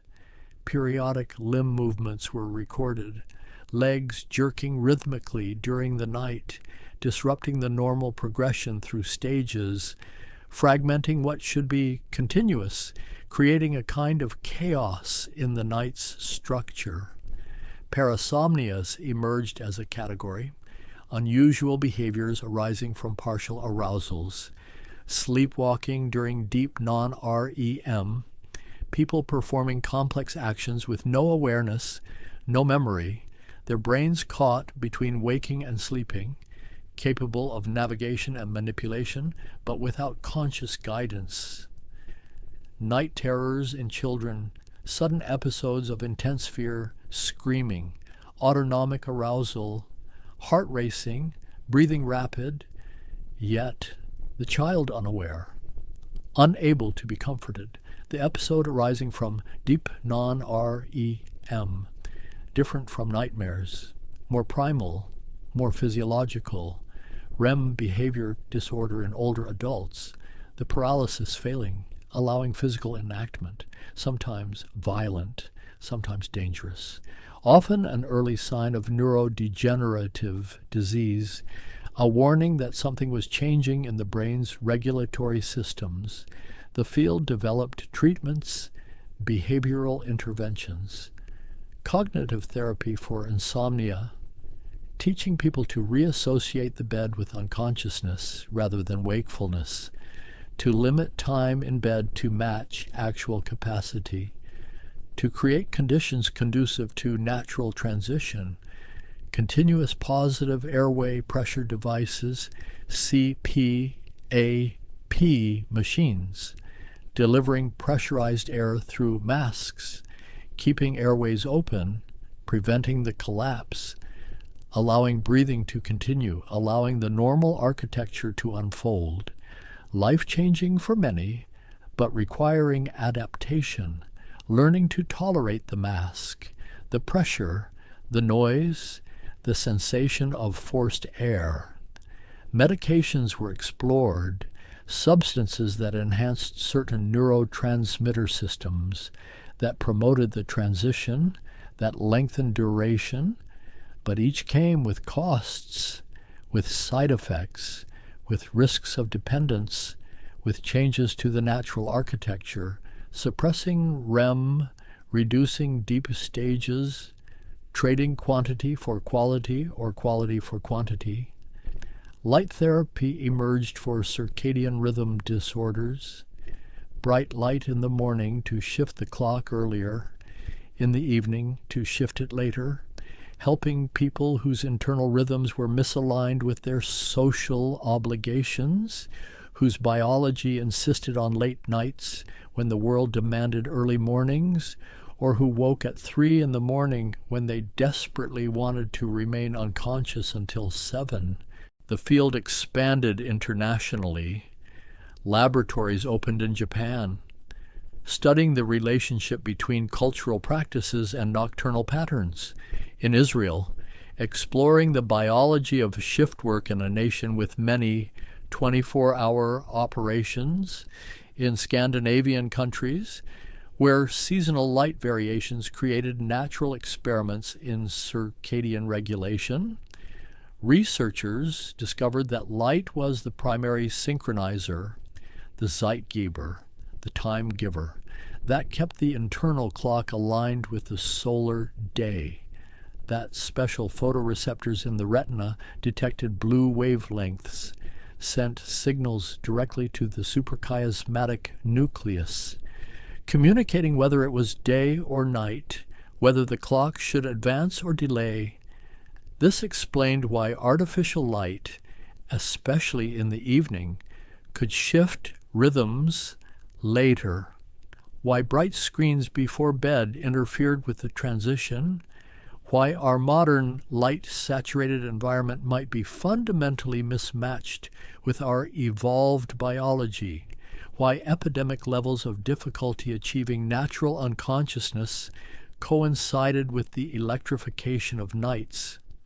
Animal studies revealed conserved mechanisms. Fruit flies showed rest activity cycles, even though they had no cerebral cortex, even though their nervous systems were organized completely differently, suggesting that the need for this alternation between states was ancient, fundamental, that it solved some basic problem of being alive, of having a nervous system, of existing in time. Every animal studied showed some form of the pattern. Fish, amphibians, reptiles, birds, mammals, each with variations, some polyphasic, sleeping in multiple bouts across the day and night, some monophasic like most modern humans, concentrating it into one long period. Dolphins, sleeping with one hemisphere at a time, keeping the other awake to surface for breathing. Birds, showing brief periods that might last only seconds, yet showing the characteristic brain patterns, the electrical signatures of true unconsciousness. The universality suggested importance, suggested that evolution had preserved these mechanisms across hundreds of millions of years, that something vital happened during these states, something worth the vulnerability, worth the time, worth the complex neural machinery required to orchestrate the transitions, to maintain the boundaries, to cycle regularly through stages. The late 20th century brought technological revolution to somnology. Computers replaced paper recordings, digitizing the traces, allowing new forms of analysis. Pattern recognition algorithms could scan entire nights in seconds, identifying stages automatically, though human experts still reviewed the results, still applied judgment, still interpreted ambiguous sections. Portable monitoring became possible. Devices small enough to send home with patients to record data in their own beds, in their familiar environments, liberating diagnosis from the laboratory, making assessment more accessible, more representative of typical nights, though sacrificing some detail, some precision, accepting that trade-off for ecological validity. Brain imaging technologies emerged, positron emission tomography in the 1980s, functional magnetic resonance imaging in the 1990s, allowing researchers to see which brain regions were active during different states, to watch blood flow shift, to observe metabolism change, to map the neural geography of consciousness and its absence. These images revealed patterns that electrophysiology alone couldn't show. During deep non-REM, the frontal cortex quieted, the regions responsible for executive function, for planning and judgment, for sense of self, they dimmed, their activity falling to levels never seen during waking, suggesting a profound disconnection, a genuine absence of the conscious self. During REM, the pattern was different. Visual areas blazed with activity. Emotional centers in the limbic system, the amygdala, showed heightened activation, but the dorsolateral prefrontal cortex remained quiet, the area that normally provides reality testing, logical analysis, critical judgment. This explained the bizarre acceptance, the dream logic, the willingness to believe impossible things, the lack of metacognition, the inability to recognize that what was happening couldn't be real. The motor cortex activated during REM, sending commands to move, to run, to gesture, but the brainstem blocked those commands, the subcortical inhibition preventing movement, creating a strange dissociation between intention and action, between neural command and bodily response. Molecular biology joined the investigation. Researchers identified genes involved in circadian timing, the period genes, the clock genes, the cryptochrome genes, proteins that oscillated in concentration across the day, creating feedback loops, biochemical clocks running in nearly every cell, all synchronized by the master clock in the suprachiasmatic nucleus. They discovered that disrupting these genes in animals, creating mutations, led to disordered rhythms, to fragmented patterns, to health problems, confirming that the molecular clockwork was essential, that timing mattered at the cellular level, that when these rhythms were disrupted, physiology suffered. Studies of shift workers revealed consequences. People whose schedules forced them to work during their biological night, to attempt unconsciousness during their biological day, showed increased risks of cardiovascular disease, of metabolic disorders, of certain cancers, of cognitive decline, suggesting that chronic misalignment between internal timing and external demands carried serious health costs. Jet lag became understood not as mere fatigue, but as temporary circadian disruption, the internal clock taking days to realign with a new time zone, different systems resynchronizing at different rates, creating a kind of internal desynchronization, a transient chaos of timing until all the clocks gradually converged on the new schedule. The field recognized that modern life created chronic circadian challenges, electric light allowing activity at any hour, shift work, transatlantic flights, screens emitting blue wavelengths in the evening, caffeine consumed late in the day, all pushing against the evolved biology, creating what some researchers call social jet lag, a persistent mismatch between biological time and social time.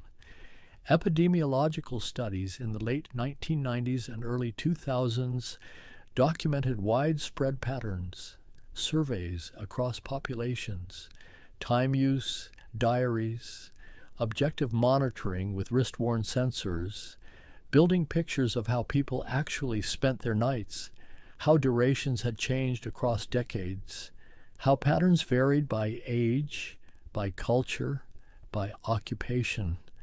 The data suggested that average durations had declined, that people in industrialized nations were allocating less time to darkness than previous generations, that the 24/7 economy, the always-on culture, the pervasive presence of screens and artificial light had gradually eroded the hours traditionally reserved for unconsciousness.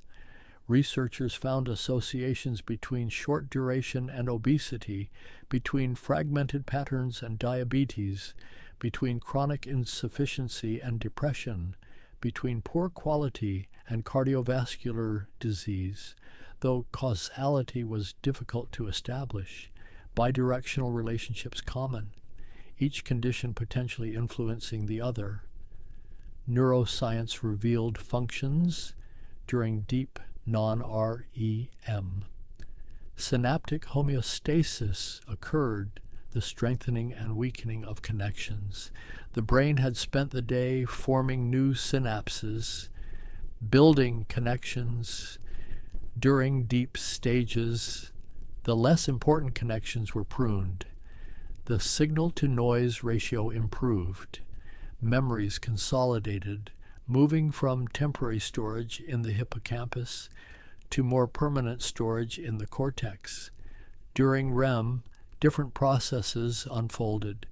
Emotional memories were processed, the charge gradually removed from disturbing experiences, allowing people to remember events without reliving the full emotional intensity, a kind of overnight therapy occurring naturally every night when all went well. The glymphatic system was discovered in 2012, a network of channels around blood vessels in the brain, more active during unconsciousness, flushing metabolic waste, clearing proteins that accumulated during waking, including amyloid beta, the protein that forms plaques in Alzheimer's disease, suggesting that chronic insufficiency might allow toxic accumulation, might increase neurodegenerative risk. Research in the 2000s and 2010s explored the relationship between nocturnal patterns and learning. Students kept awake after training showed impaired memory consolidation.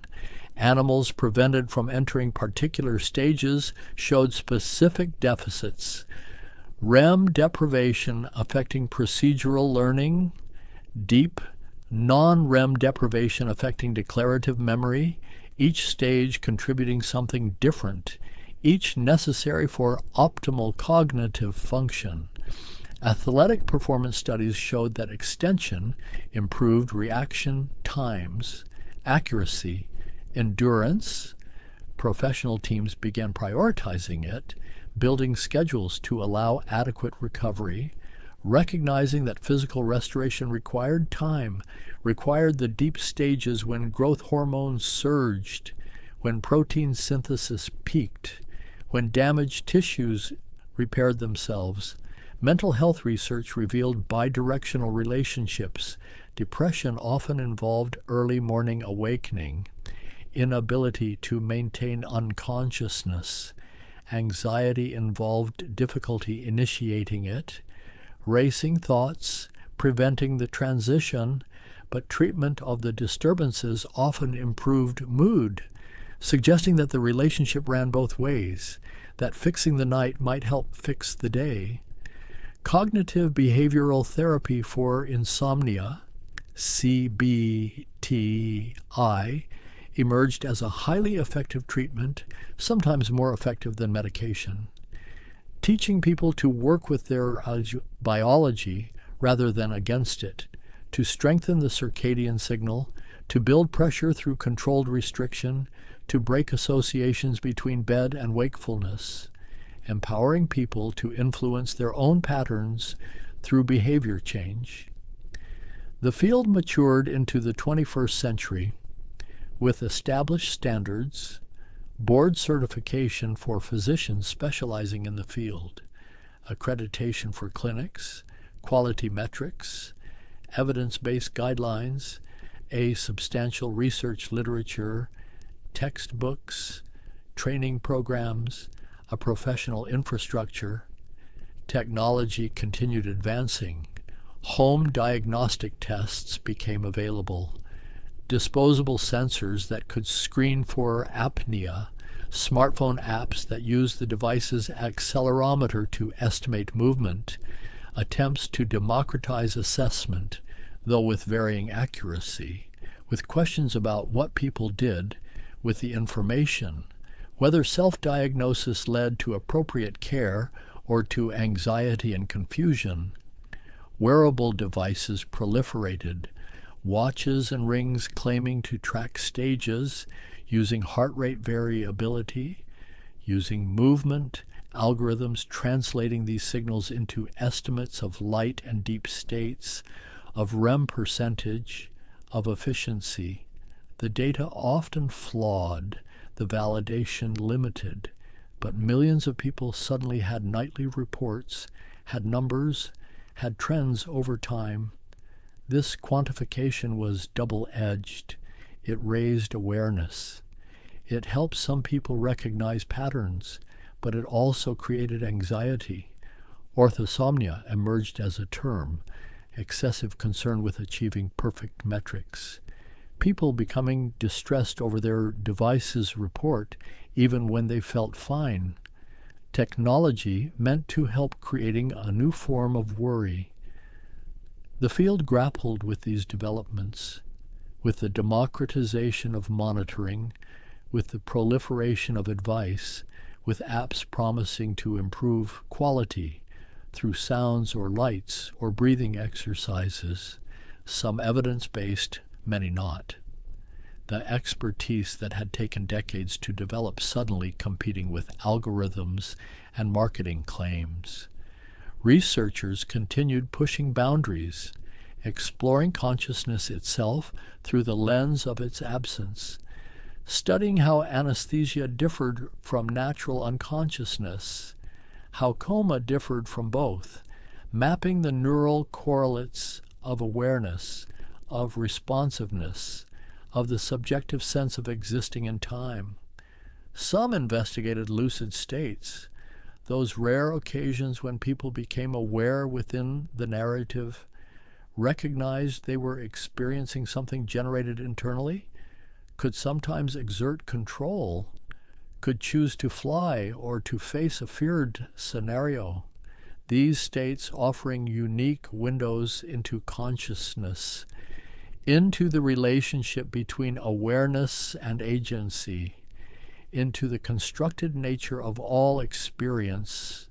Others explored the hypnagogic state, the transition, the moments between waking and unconsciousness, when thoughts became strange, when logic dissolved, when images appeared spontaneously, when creative insights sometimes emerged. That liminal zone that some artists and inventors had deliberately cultivated, that Edison reportedly accessed by napping while holding ball bearings that would clatter when his hands relaxed, waking him at the edge in that fertile twilight.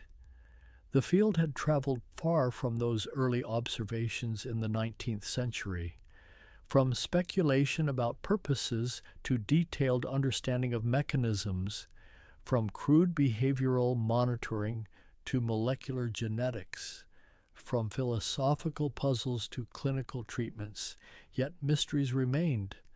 Fundamental questions still unanswered. Why did consciousness need to be interrupted? Why couldn't the brain perform its maintenance functions while remaining aware? What was it about unconsciousness specifically that enabled the necessary processes? Why had evolution created this vulnerability, this daily diminishment, this regular dissolution of the self? What determined individual differences? Why some people needed only 6 hours while others required 9? Why some were naturally early while others were constitutionally late? How much was genetic? How much was malleable? Whether these differences were problems to be fixed or variations to be accommodated? What was the full function of REM? Why did the brain create elaborate narratives? Why the bizarre logic? Why the emotional intensity? Whether these visions served purposes beyond memory consolidation, whether they contributed to creativity, to emotional regulation, to something else entirely, the field stood at a curious juncture, knowing vastly more than the pioneers of a century earlier, yet still confronting fundamental mysteries, still unable to explain fully why this daily rhythm existed. What essential thing happened when consciousness dissolved? why 1/3 of life necessarily unfolded in absence and alteration. And so the field of a somnology stands today, a discipline that has mapped the territory between waking and something else, that has measured what seems immeasurable, that has brought scientific rigor to something as intimate and universal as breathing, as inevitable as mortality. The journey from those first crude observations to contemporary understanding spans barely more than a century, a brief moment in human history. Yet in that time, researchers have illuminated processes that unfolded in darkness for millions of years before anyone thought to ask why, before anyone had tools to investigate, before the questions could even be properly formulated. There is something profound in this, in the application of consciousness to study its own absence, in the use of waking awareness to understand what happens when awareness departs. A kind of epistemological loop, the mind examining the spaces where mind temporarily ceases, finding structure there, finding purpose, finding complexity that rivals waking experience.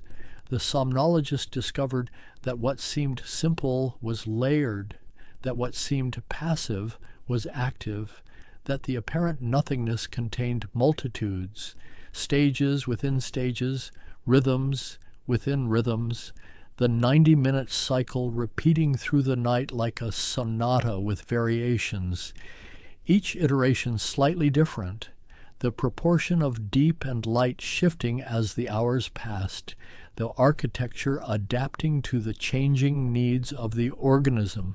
They found that this wasn't merely rest, but transformation, that the person who emerged at dawn was not quite the same as the one who lay down at dusk. Memories had been processed, reorganized. Emotional charges had been modulated. Cellular damage had been repaired. Toxins had been cleared. Immune function had been calibrated. Hormones had been regulated. The body and brain had been maintained, prepared for another cycle, another day of consciousness and action.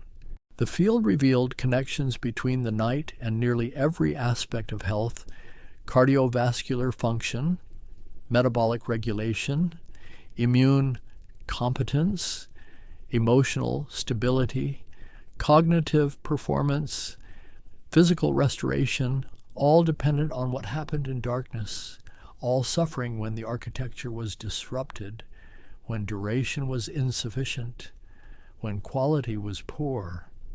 This knowledge has practical implications, clinical applications, treatments that help those for whom the natural process fails, devices that keep airways open, therapies that retrain behavior, medications that modulate neurotransmitter systems, light boxes that shift circadian phase, a toolkit built on understanding, on decades of careful observation and experimentation.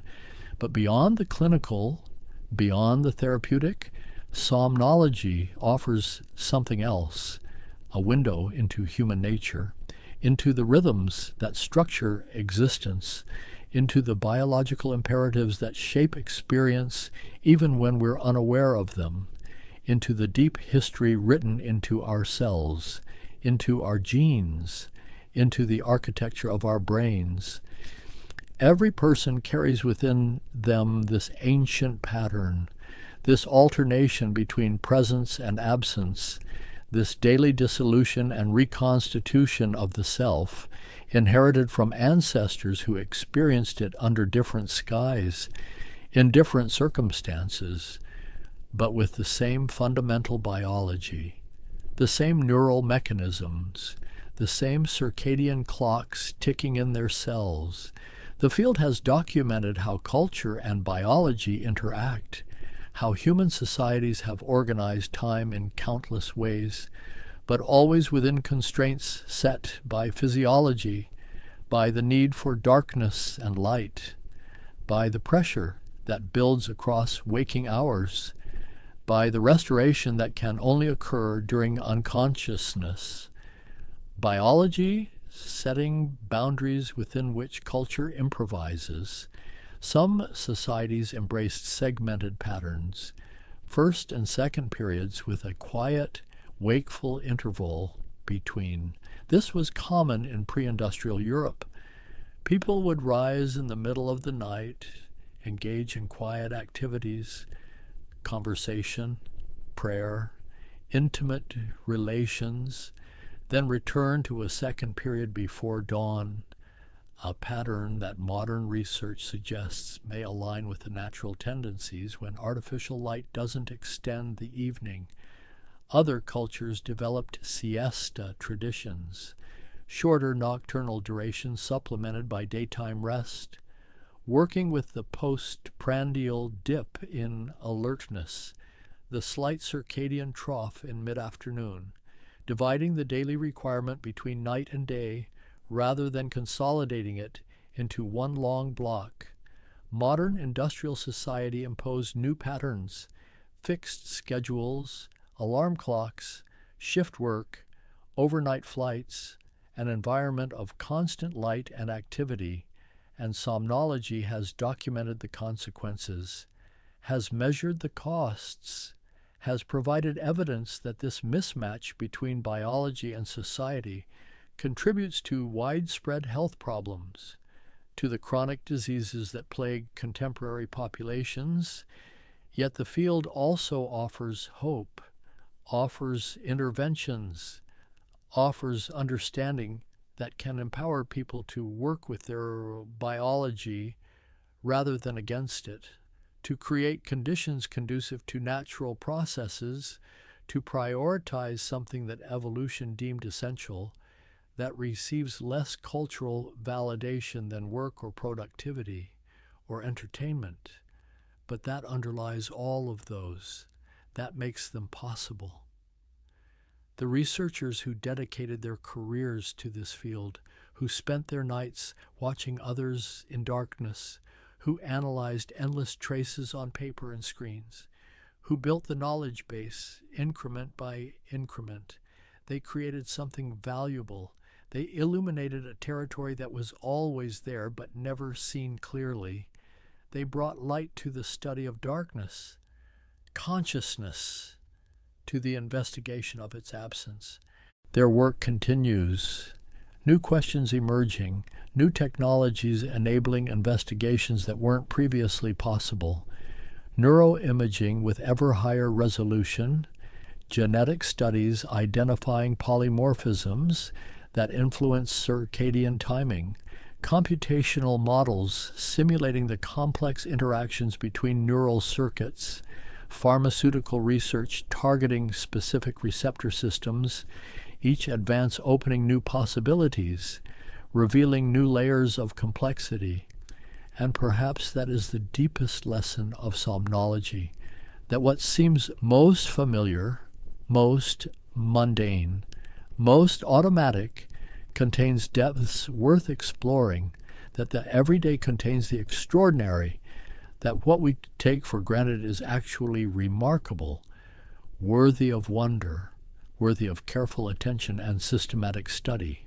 The field reminds us that we are biological beings, embedded in time, shaped by rhythms older than our species, than our genus, than our evolutionary family, rhythms that connect us to all life, to the rotation of the planet, to the fundamental patterns of existence in a cosmos that pulses with cycles, with oscillations, with repetitions at every scale. I find myself returning to the beginning, to those early observers who noticed patterns, who asked questions, who wondered about purposes, their curiosity leading to this entire edifice of knowledge, this discipline that now encompasses thousands of researchers, hundreds of laboratories, millions of patients, countless nights of observation and measurement. The journey feels complete, in a sense, from mystery to understanding, from speculation to science, from darkness to illumination. Yet the journey also continues, each answer revealing new questions, each solved puzzle exposing deeper layers, the territory expanding even as it becomes better mapped. Somnology stands as a testament to human curiosity, to the drive to understand, to the application of systematic inquiry to even the most intimate aspects of existence. It has taken something private, something that happens alone, in darkness, behind closed doors and closed eyes, and made it public, shareable, knowable, through careful observation and reasoned interpretation. The field has honored both the subjective and the objective, both the personal experience and the measurable physiology, both the narrative and the neural activity, recognizing that full understanding requires attention to multiple levels, that consciousness and its absence are too complex for any single approach, any single methodology, any single discipline. And now, as I consider the full sweep of this history, the arc from those first tentative investigations to contemporary neuroscience, I feel a kind of appreciation for the researchers who persevered, who built incrementally, who collaborated across borders and disciplines, who created something useful, something beautiful in its way, a body of knowledge about something essential to being human. The story of Somnology is really a story about attention, about bringing sustained focus to what usually passes unnoticed, about deciding that something deserves investigation even if it seems ordinary, about trusting that systematic observation will reveal patterns, will generate insights, will eventually yield understanding. It is a story about time, about rhythms, about the structure that organizes experience even when we're unaware of it, about cycles that repeat but never quite the same, about the interplay of biology and environment, of internal clocks and external cues, of individual variation within species-wide patterns. And it is a story about caring for human well-being, about recognizing that health requires more than treating disease, that it requires supporting the natural processes that maintain the organism, that it requires understanding and working with biology rather than ignoring or overriding it.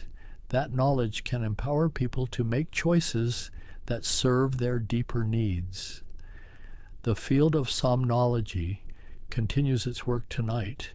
Researchers in laboratories, clinicians in centers, technicians monitoring equipment, all engaged in the ongoing project of understanding, all contributing pieces to the larger puzzle, all illuminating aspects of this fundamental rhythm, this daily transformation, this universal human experience, and their work matters, not just for those who struggle, who suffer from disorders, who need clinical intervention, but for everyone, for understanding this aspect of existence deepens appreciation, enriches perspective, connects us to our biology, to our evolutionary heritage, to the natural world of which we remain part despite our technology, despite our artificial environments, despite our attempts to transcend biological constraints.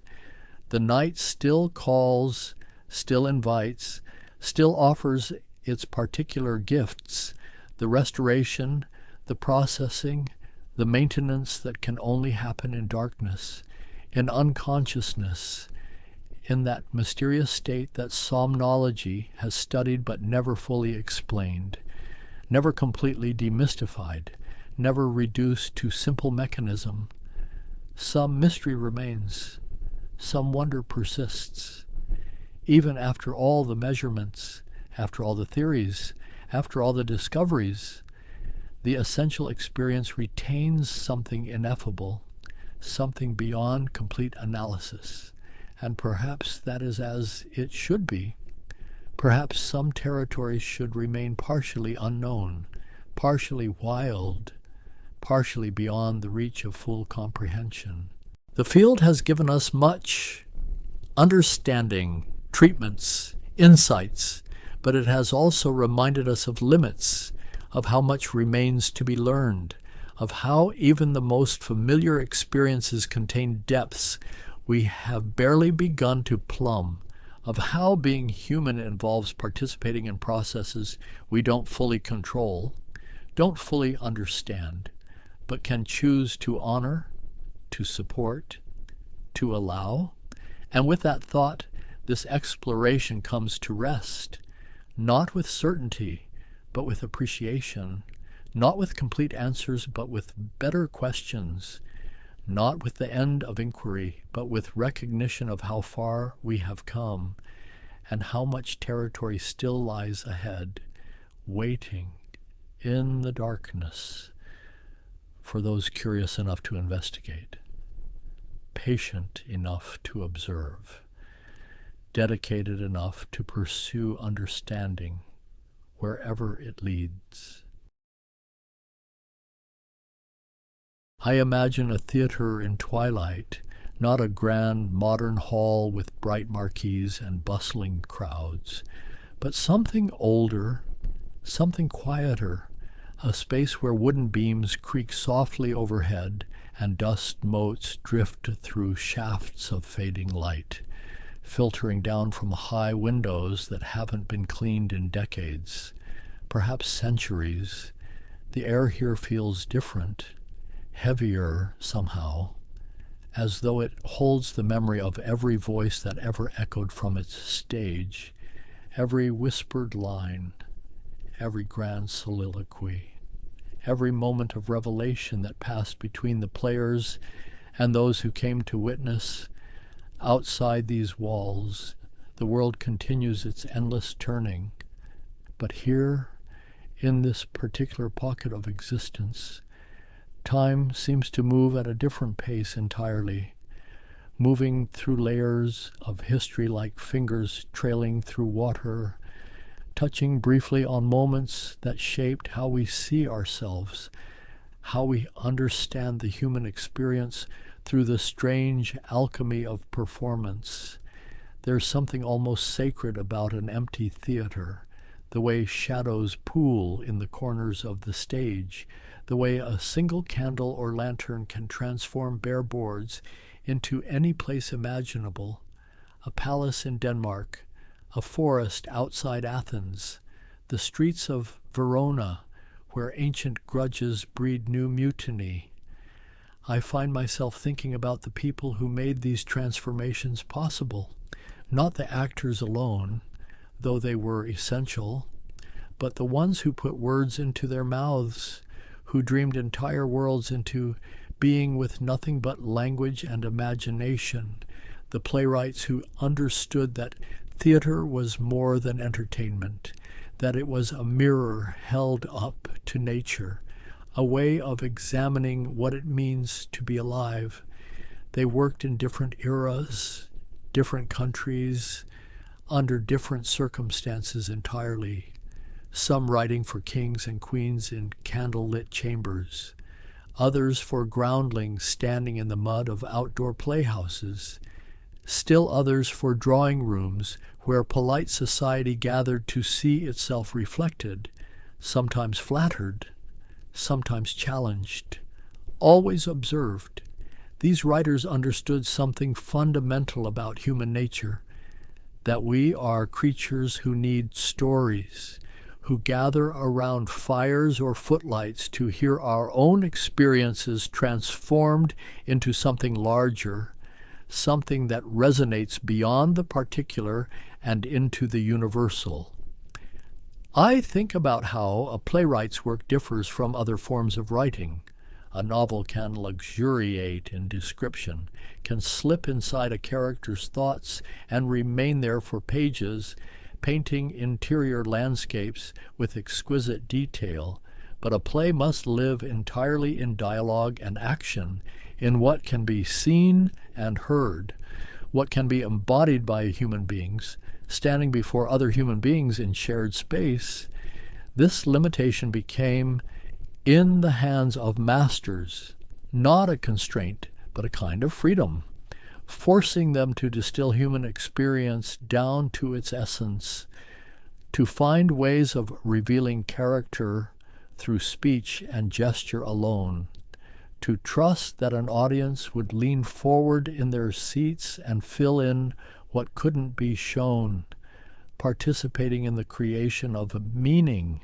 The greatest of these writers developed distinct voices, recognizable styles that set them apart, yet they all shared certain qualities, an understanding of dramatic structure, of how tension builds and releases, of when to offer comic relief and when to press deeper into tragedy, of how a single line, perfectly placed, can illuminate an entire character or shift the direction of a story completely.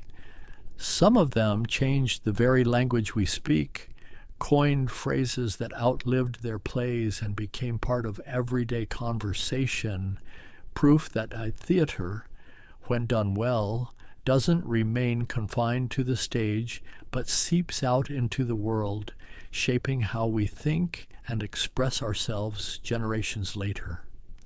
Others revolutionized theatrical form itself, broke conventions that seemed unbreakable, showed that plays could be longer or shorter, funnier or darker, more realistic or more abstract than anyone had imagined, each innovation opening doors for those who followed.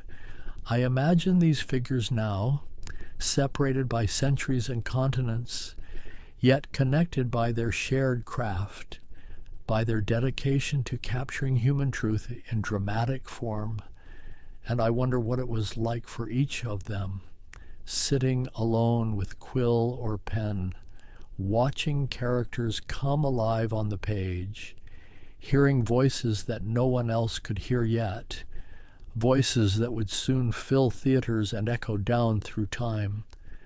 The theater in my mind grows darker now, the last light fading from those high windows, but there's a kind of beauty in this dimness, the way it allows imagination to take over completely, the way a bare stage becomes infinite, capable of containing any story, any world, any vision that a playwright dares to dream into existence. The story begins, as so many stories do, in ancient Greece, where theater itself was born from religious festivals honoring Dionysus, the god of wine and ecstasy and transformation, where entire communities gathered on hillsides carved into natural amphitheaters, stone seats rising in perfect semicircles to hold thousands of citizens who came to witness something sacred. In those early days, around the 5th century before the Common Era, drama was not mere entertainment, but civic duty, a way for the city-state to examine itself, to grapple with questions of justice and fate, and the relationship between mortals and gods. And 3 names emerge from this distant time, like pillars supporting everything that would come after. Aeschylus, the first whose works survive, a man who had fought at Marathon and Salamis, who had seen the Persian Wars reshape the Greek world, brought that experience of conflict and consequence to the stage, creating tragedies that explored how human choices ripple outward, how the sins of fathers fall upon children, how justice, when pursued too zealously, can become indistinguishable from revenge. His plays were grand affairs, employing only 2 actors plus a chorus. Yet within those constraints he built monuments of dramatic art. The Oresteia remains the only complete trilogy we possess from ancient Greece. 3 plays that trace a curse through generations. from Agamemnon's murder by his wife Clytemnestra, to their son Orestes' terrible choice between avenging his father and sparing his mother, to the final resolution in an Athenian court where human law replaces the endless cycle of blood vengeance. Aeschylus understood that theater could hold vast ideas, could make visible the invisible forces that shape human destiny. His choruses spoke in language that was dense and poetic, often difficult even for ancient audiences, but that difficulty was intentional, demanding that spectators work to extract meaning, to engage actively with the moral questions being posed. Then came Sophocles, younger, more interested in the psychology of individuals than in cosmic justice. He added a third actor to the stage, allowing for more complex interactions, more nuanced revelations of character. And he wrote, by ancient accounts, over 120 plays, though only 7 complete tragedies survive the centuries. Among these, Oedipus Rex stands as perhaps the most perfectly constructed drama in Western literature, a story everyone in the audience already knew, the tale of a man who killed his father and married his mother, yet Sophocles made them feel every moment of discovery as though it were new, building tension through dramatic irony, through the terrible gap between what the audience knows and what Oedipus believes. The play moves with the inevitability of a mathematical proof. Each attempt Oedipus makes to escape his fate only draws him closer to the truth he's fleeing. Each witness he calls to prove his innocence instead confirms his guilt, until finally he stands alone, self-blinded, exiled, transformed from the solver of riddles who saved Thebes to a riddle himself, a warning about the limits of human knowledge and the dangers of hubris. Sophocles wrote with grace and clarity, his language less ornate than Aeschylus, but no less powerful, finding beauty in simplicity, creating characters who felt fully human even as they moved through mythic narratives. His Antigone, defying her uncle's edict to leave her brother's body unburied, remains one of literature's great portraits of moral courage, of choosing divine law over human authority, even when it means certain death. The third great tragedian was Euripides, the youngest of this triumvirate, and the most controversial, a playwright who questioned everything his predecessors had established, who took the old myths and twisted them, showing the gods as petty and cruel, heroes as flawed and selfish, women as complex beings with inner lives and valid grievances against a male-dominated society.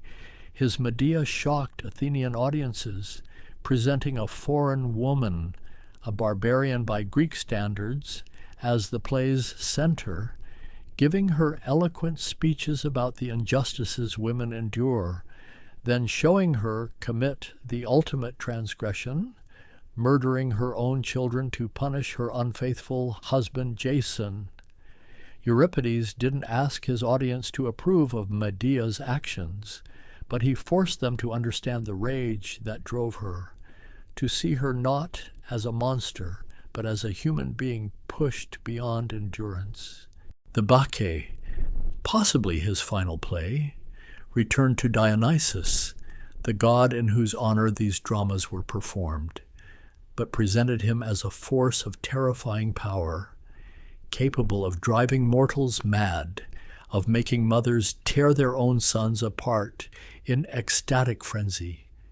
It was a warning, perhaps, about the dangers of denying the irrational aspects of human nature, of pretending reason alone could govern our lives.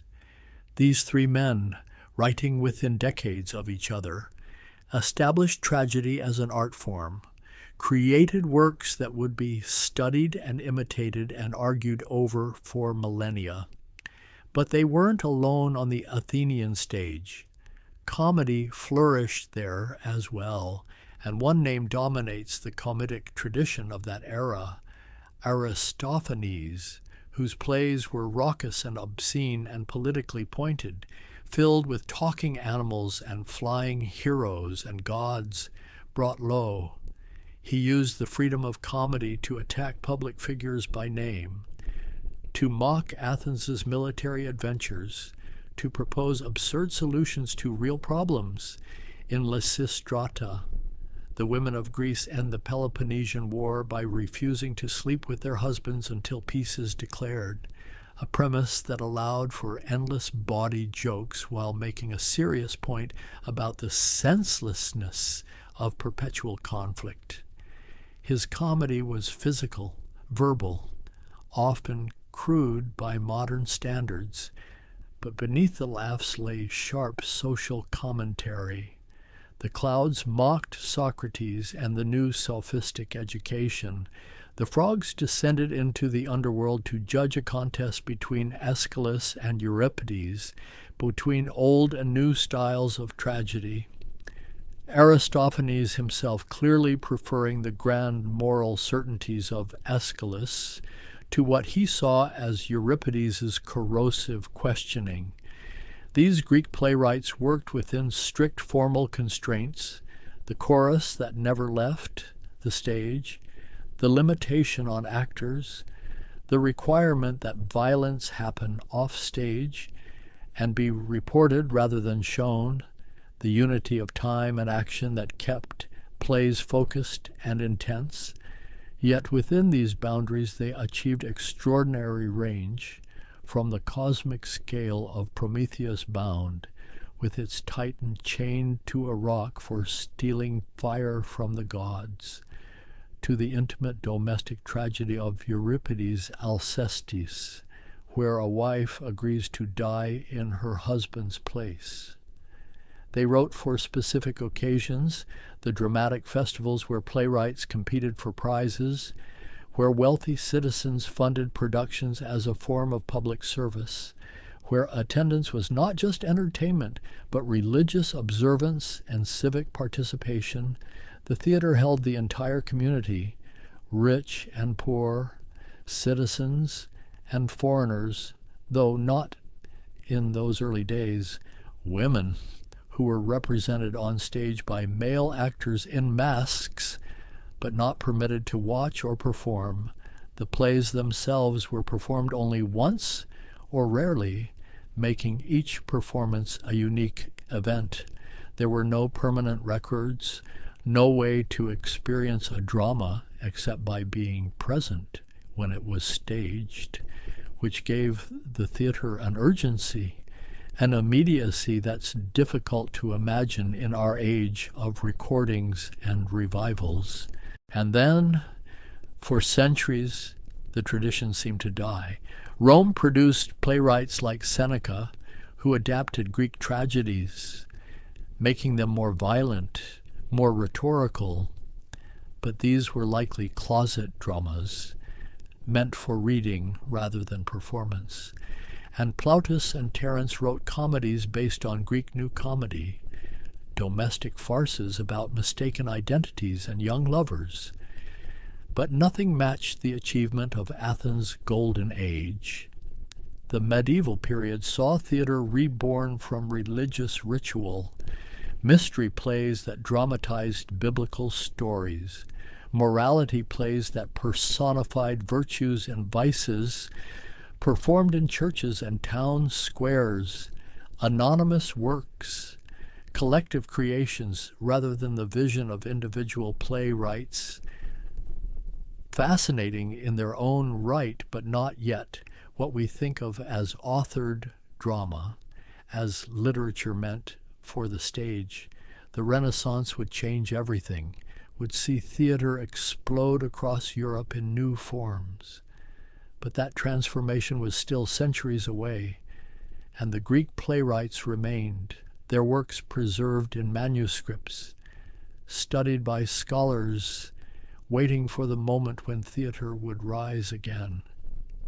That moment arrived in England, in the late 16th century, when London was transforming from a medieval city into something more complex, more cosmopolitan, a place where theaters were being built for the first time as permanent structures, not temporary stages in inn-yards or noble houses, but dedicated spaces where plays could be performed daily, where audiences could gather by the hundreds, standing in the pit or sitting in the galleries, drawn by the promise of stories both familiar and strange.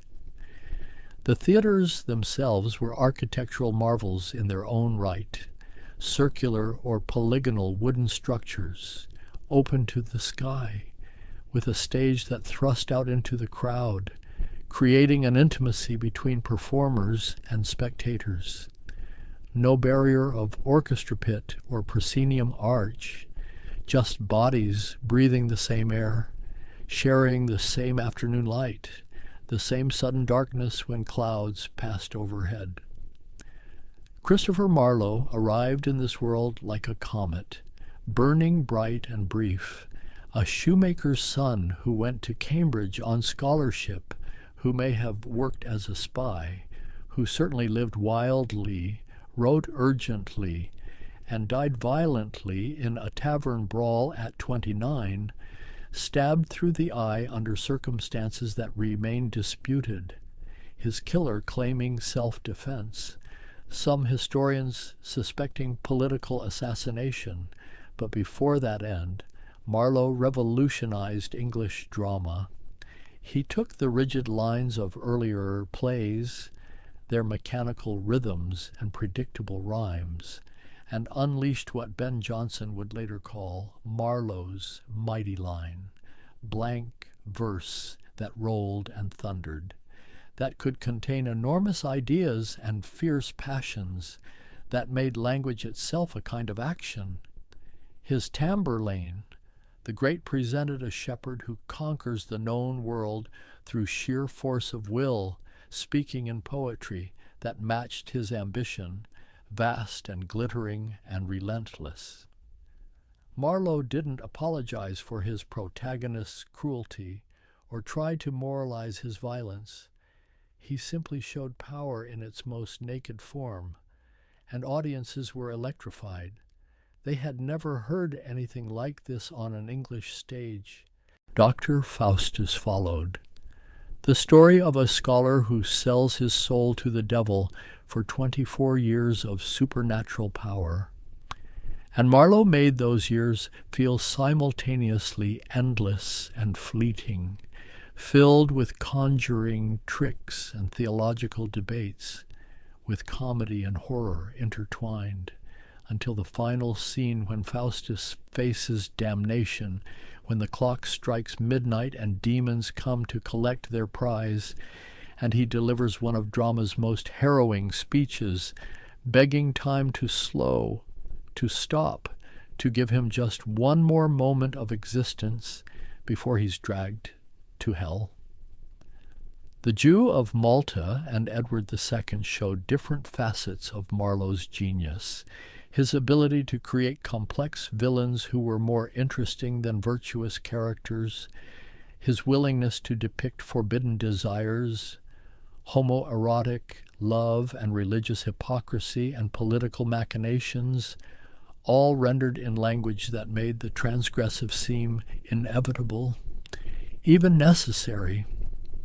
Marlowe died in 1593, just as another playwright was beginning to overshadow him. Though the two may have collaborated, may have been rivals, may have been friends, the historical record preserves so little about their relationship.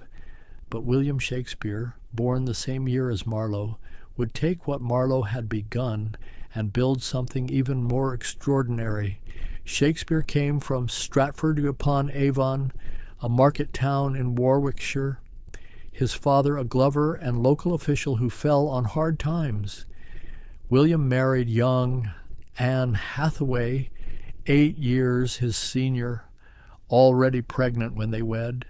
3 children followed, and then, somehow, Shakespeare made his way to London, joined a theatre company, began acting, began writing. The early plays show him learning his craft, imitating Marlowe's grand style, writing histories about English kings that were really commentaries on contemporary politics, exploring how power corrupts, how civil war tears nations apart, how leadership requires both strength and wisdom.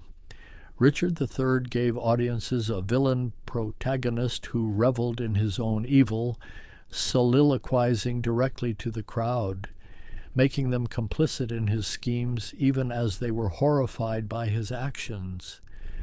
Romeo and Juliet took a familiar Italian tale and made it achingly immediate. Two teenagers falling in love across a family feud, speaking to each other in shared sonnets. Their romance doomed not by fate alone, but by the stupidity of adults who refused to end their meaningless grudge. The play balanced poetry and violence, comedy and tragedy, Mercutio's wit and the nurse's earthiness grounding the lovers' idealism, making their deaths feel like a waste, a preventable tragedy that shames everyone who survives them. A Midsummer Night's Dream showed Shakespeare's gift for comedy, for weaving multiple plots together, aristocratic lovers fleeing to the forest, where fairy royalty quarrels over a stolen child, where a group of craftsmen rehearses a play, and magic turns a weaver into a donkey. And by morning, nothing is quite as it was, except that it is the chaos resolved, the marriages arranged, everything returned to order, but with a sense that the wildness of the wood is always there, just beyond the city walls, waiting. Then came the great tragedies, the period when Shakespeare seemed to peer into the darkest corners of human experience and emerge with works of devastating beauty. Hamlet, the prince who cannot decide whether to avenge his father's murder, who questions everything, the nature of death, the purpose of life, the reliability of ghosts, and the trustworthiness of uncles, who stages a play within the play to catch the conscience of the king, who accidentally kills the wrong man and drives Ophelia mad with grief, who finally acts only when it's too late, when everyone he loves is dead or dying. The play is impossibly long, probably never performed in full, even in Shakespeare's time, yet every scene feels necessary. Every speech reveals something new about its speaker. Hamlet himself is somehow both a specific character and a mirror.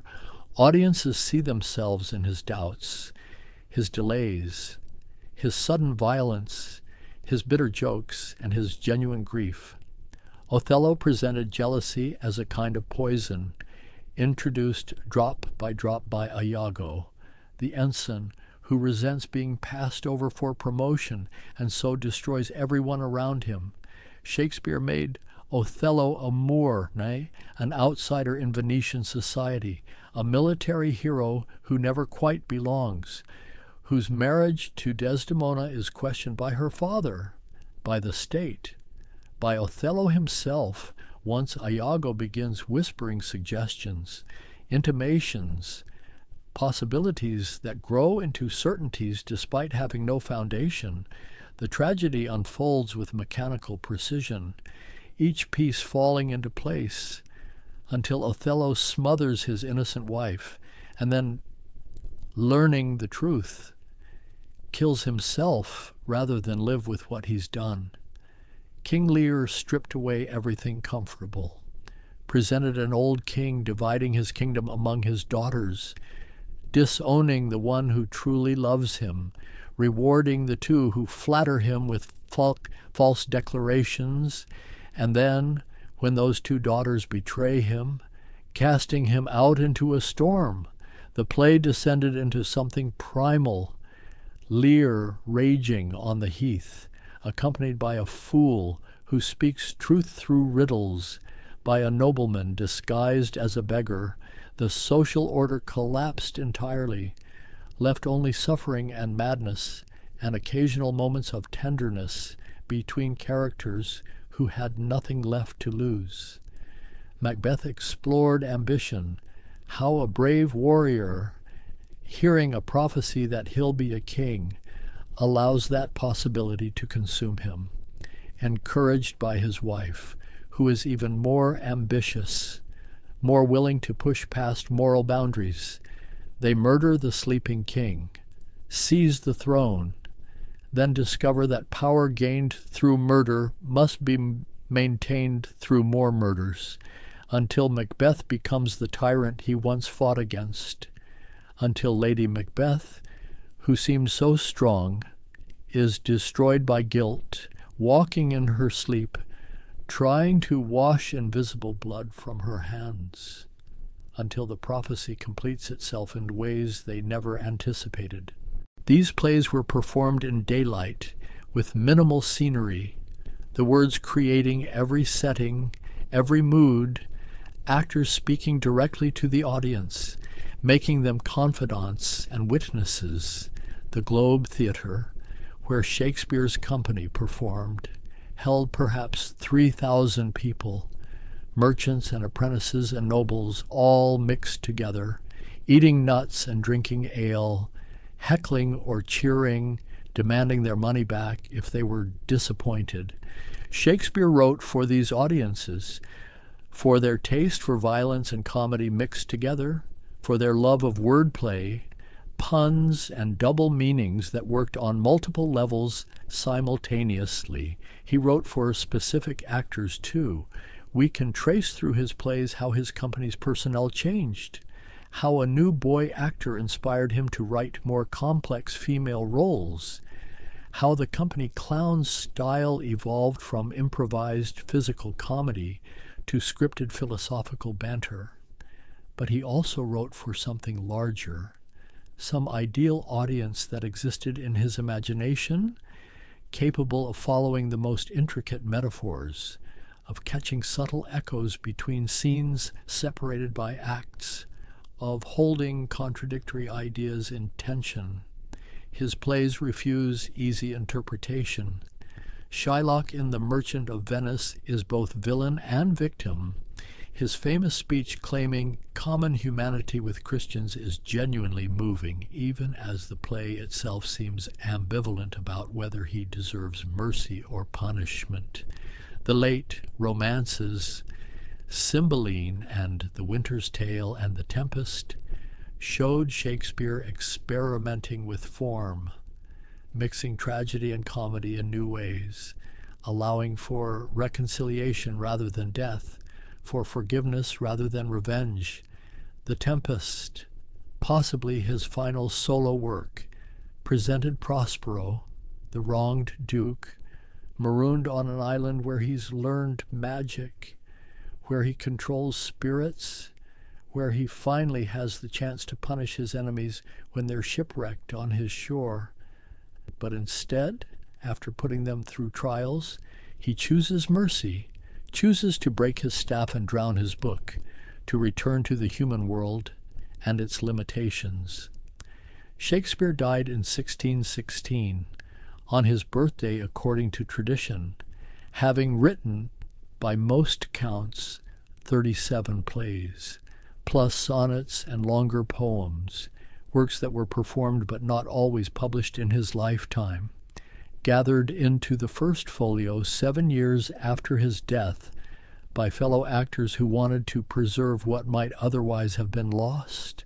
The generation that follows Shakespeare continued exploring what drama could be, what it could say about human nature and society.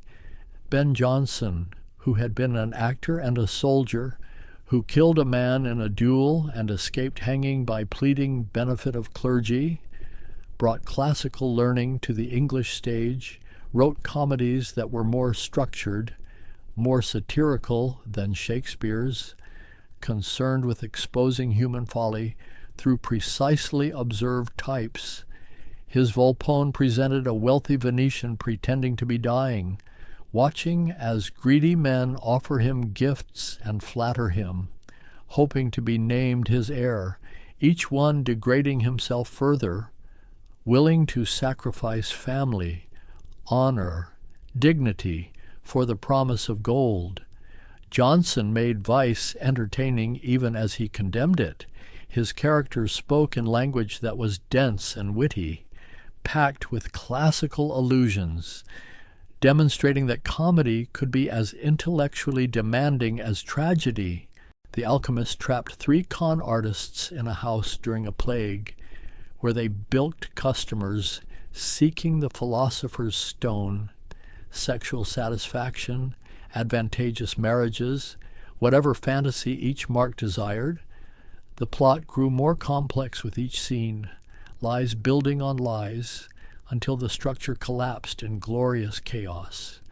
Jonson understood that comedy came from watching intelligent people construct elaborate schemes that fall apart through their own cleverness. John Webster wrote tragedies that were darker, more violent than even Shakespeare had attempted. The Duchess of Malfi presented a widow who dared to remarry below her station, who was tortured by her brothers for this transgression, driven mad by being shown wax figures of her murdered children, yet maintaining her dignity even as she was strangled. Webster's world was one where virtue offered no protection, where the innocent suffered alongside the guilty, where death came arbitrarily and often. The White Devil explored similar territory, adultery and murder among Italian nobility, characters who were neither purely good nor purely evil, but complex mixtures of desire and conscience. Webster wrote in images that were startling, visceral. His characters spoke of death and corruption in language that made those abstractions feel immediate, tangible, present in the theater like a fourth wall pressing in on the audience. These Jacobean playwrights, writing after Elizabeth's death, when James I took the throne, seemed drawn to darkness, to exposing the rot beneath civilized surfaces. John Ford's "'Tis pity she's a whore" confronted incest between brother and sister. Thomas Middleton's The Revenger's tragedy reveled in elaborate schemes of vengeance. The theater became a place where forbidden subjects could be examined, where social criticism could hide behind historical settings or foreign locations. But then, in 1642, Parliament closed all the theaters, the Puritan government viewing drama as immoral, corrupting, a distraction from godly living. For 18 years, an entire generation, there were no public performances in England, no new plays written for the stage. Actors fled to the continent or found other work. Theaters fell into disrepair or were demolished. When the theaters reopened after the Restoration, when Charles II returned from exile in 1660, everything had changed. The new playhouses were indoor spaces, candle-lit, with painted scenery and artificial perspective, with women performing female roles for the first time on English stages. The plays themselves were different, too.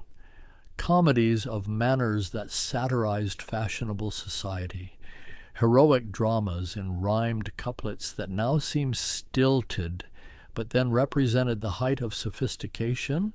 William Wycherley and William Congreve wrote comedies about rakish aristocrats and clever women, about marriage as a social contract rather than romantic union. The Country Wife and The Way of the World sparkled with wit, characters trading elaborate insults and testing each other's intelligence through wordplay. But beneath the surface charm lay genuine cynicism about human relationships, about the games people played to secure money and status. Across the Channel, France had developed its own dramatic tradition. Pierre Corneille wrote tragedies that explored duty and honor. Le Cid presented a hero torn between love and obligation, between his heart and his principles. The play caused enormous controversy. Critics argued it violated neoclassical rules about unity of time and place, about moral instruction. Corneille defended his work, sparked debates about the purpose of theater that raged for years. Jean Racine perfected the French classical style, writing tragedies that were spare, elegant, focused on psychological suffering rather than external action. Phèdre, his masterpiece, presented a woman consumed by illicit passion for her stepson, fighting against her desires, knowing they were wrong, unable to stop herself. The play unfolded with the inevitability of Greek tragedy, but in language that was purely French, Alexandrine verse that seemed both natural and elevated. Molière brought comedy to heights it hadn't reached since Aristophanes, writing and acting in his own plays, creating satires that targeted religious hypocrisy, medical quackery, social climbing, aristocratic pretension. Tartuffe presented a con man posing as a holy man, taking over a household through his supposed piety, seducing the master's wife while denouncing pleasure and preaching abstinence. The play was banned for years, religious authorities claiming it mocked faith itself, though Molière insisted he only mocked those who used faith as a mask. The misanthrope created a protagonist who couldn't stand human dishonesty, who insisted on brutal honesty in all situations, making himself miserable and everyone around him uncomfortable. Molière showed that virtue taken to extremes became vice, that society required some degree of politeness, of white lies and social lubrication. His comedies were physical and verbal simultaneously, pratfalls and witty dialogue combined. He understood that laughter came from recognition, from seeing our own flaws magnified on stage. The 18th century saw theater spread and transform further. In England, Richard Brinsley Sheridan wrote The School for Scandal, a comedy about gossip and reputation that remains sparkling entertainment. Oliver Goldsmith's She Stoops to Conquer played with mistaken identities and class assumptions. These were lighter works than the Restoration comedies, more good-natured, less cynical about human nature. But the most significant theatrical development of that century happened in Germany, where Gotthold Ephraim Lessing argued for a new kind of drama, one that wasn't bound by French neoclassical rules, that could learn from Shakespeare's freedom, his mixing of comedy and tragedy, his willingness to span years and continents within a single play. Lessing wrote Nathan the Wise, a plea for religious tolerance, set in Jerusalem during the Crusades, presenting Muslim, Christian, and Jewish characters as equally capable of wisdom and folly. Friedrich Schiller took up this call, writing historical dramas that were epic in scope. The Robbers presented two brothers, one noble and idealistic, one scheming and corrupt. Don Carlos explored political intrigue in the Spanish court, religious persecution, forbidden love. Schiller wrote in language that was grand, rhetorical, designed to stir audiences to think about freedom and justice and human dignity.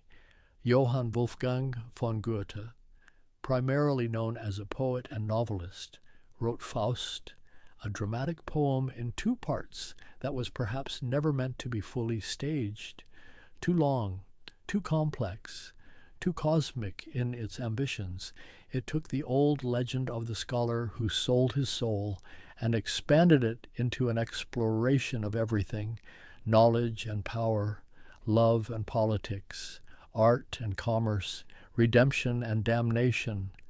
Goethe worked on it for 60 years, from his youth into old age, and it remains a monument of world literature even if it defies conventional theatrical production. The 19th century brought new movements, new ideas about what theater should be. Romanticism emphasized emotion over reason, individual experience over social convention.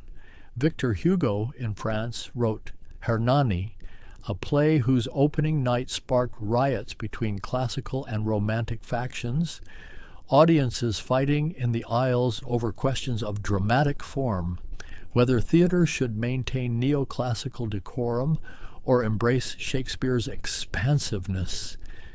But the most radical change came with realism, the idea that plays should show life as it actually was, not heightened or poeticized, but mundane, contemporary, dealing with problems ordinary people faced. Henrik Ibsen in Norway pioneered this approach. His early work was poetic, historical, but then he turned to prose drama, to living rooms, and current social issues. A Doll's House shocked audiences across Europe, presented a wife and mother who walked out on her family, realizing her marriage was a lie, that she'd been treated as a doll, a plaything, not a full human being. The play ended with the door slamming, Nora leaving, and audiences didn't know what to make of it. Some theaters changed the ending, had Nora stay, couldn't accept that a woman would abandon her children. But Ibsen insisted on his vision. The play sparked debates about marriage, women's rights, individual freedom versus social duty. Ghosts went further, dealt with inherited disease, suggested that venereal illness could be passed to children, mentioned topics polite society refused to acknowledge. The play was banned, called obscene, disgusting, immoral. But Ibsen had opened a door that couldn't be closed, had shown that theater could confront contemporary problems directly, could make audiences uncomfortable, could challenge rather than simply entertain. Anton Chekhov in Russia took realism in a different direction, wrote plays where almost nothing happened. The Cherry Orchard presented a family losing their estate, knowing it would be sold, unable to do anything about it, talking endlessly, planning, dreaming, but never acting. The estate was sold, the cherry orchard cut down, and everyone scattered, disappointed but somehow accepting. Chekhov called it a comedy. Others saw it as tragedy. Perhaps it was both, or neither, simply life as it unfolded, without dramatic climaxes or clear resolutions. The Three Sisters, Uncle Vanya, plays where characters yearned for meaning, for Moscow, for work that mattered, for love that would transform their lives, but none of it came, or it came too late, or it came and turned out to be disappointing. Chekhov captured something essential about human experience, the way we live in hope, even when experience teaches us that hope is often disappointed, the way small moments of connection sustain us through long stretches of routine and frustration.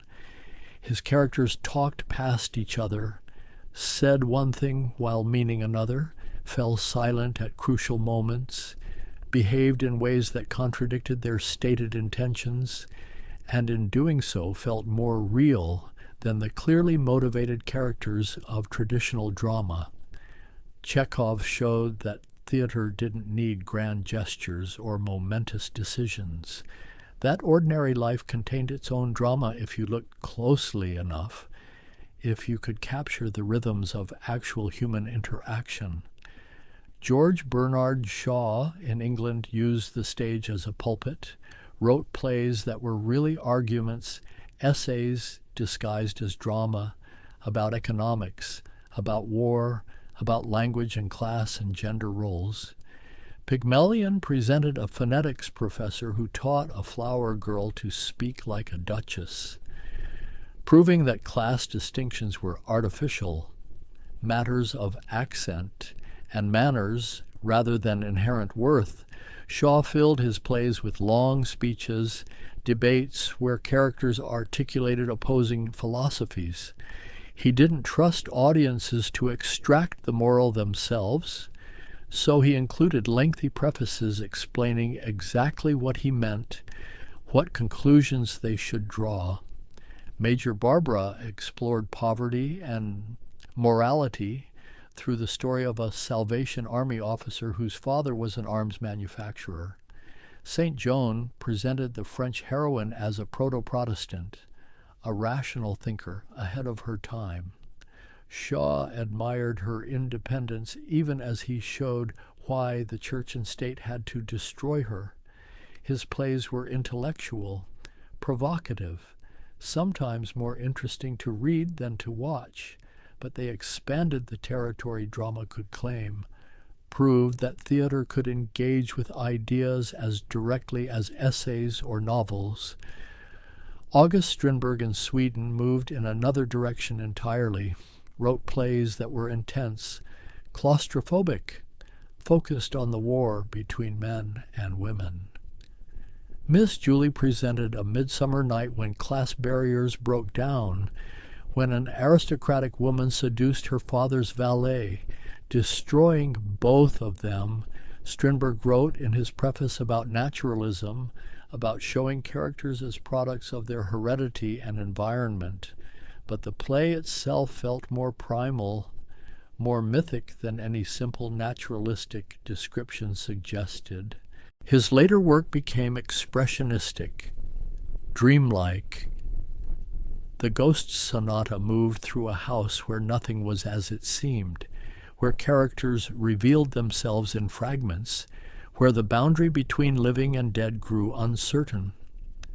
Strindberg showed that theater could externalize internal states, could make visible the psychological demons that haunted us, could abandon realism entirely in pursuit of deeper truths. The 20th century saw these various strands continue, diverge, combine in unexpected ways. Bertolt Brecht rejected the idea that audiences should identify with characters, should lose themselves in the story. He wanted alienation, wanted spectators to maintain critical distance, to think rather than feel.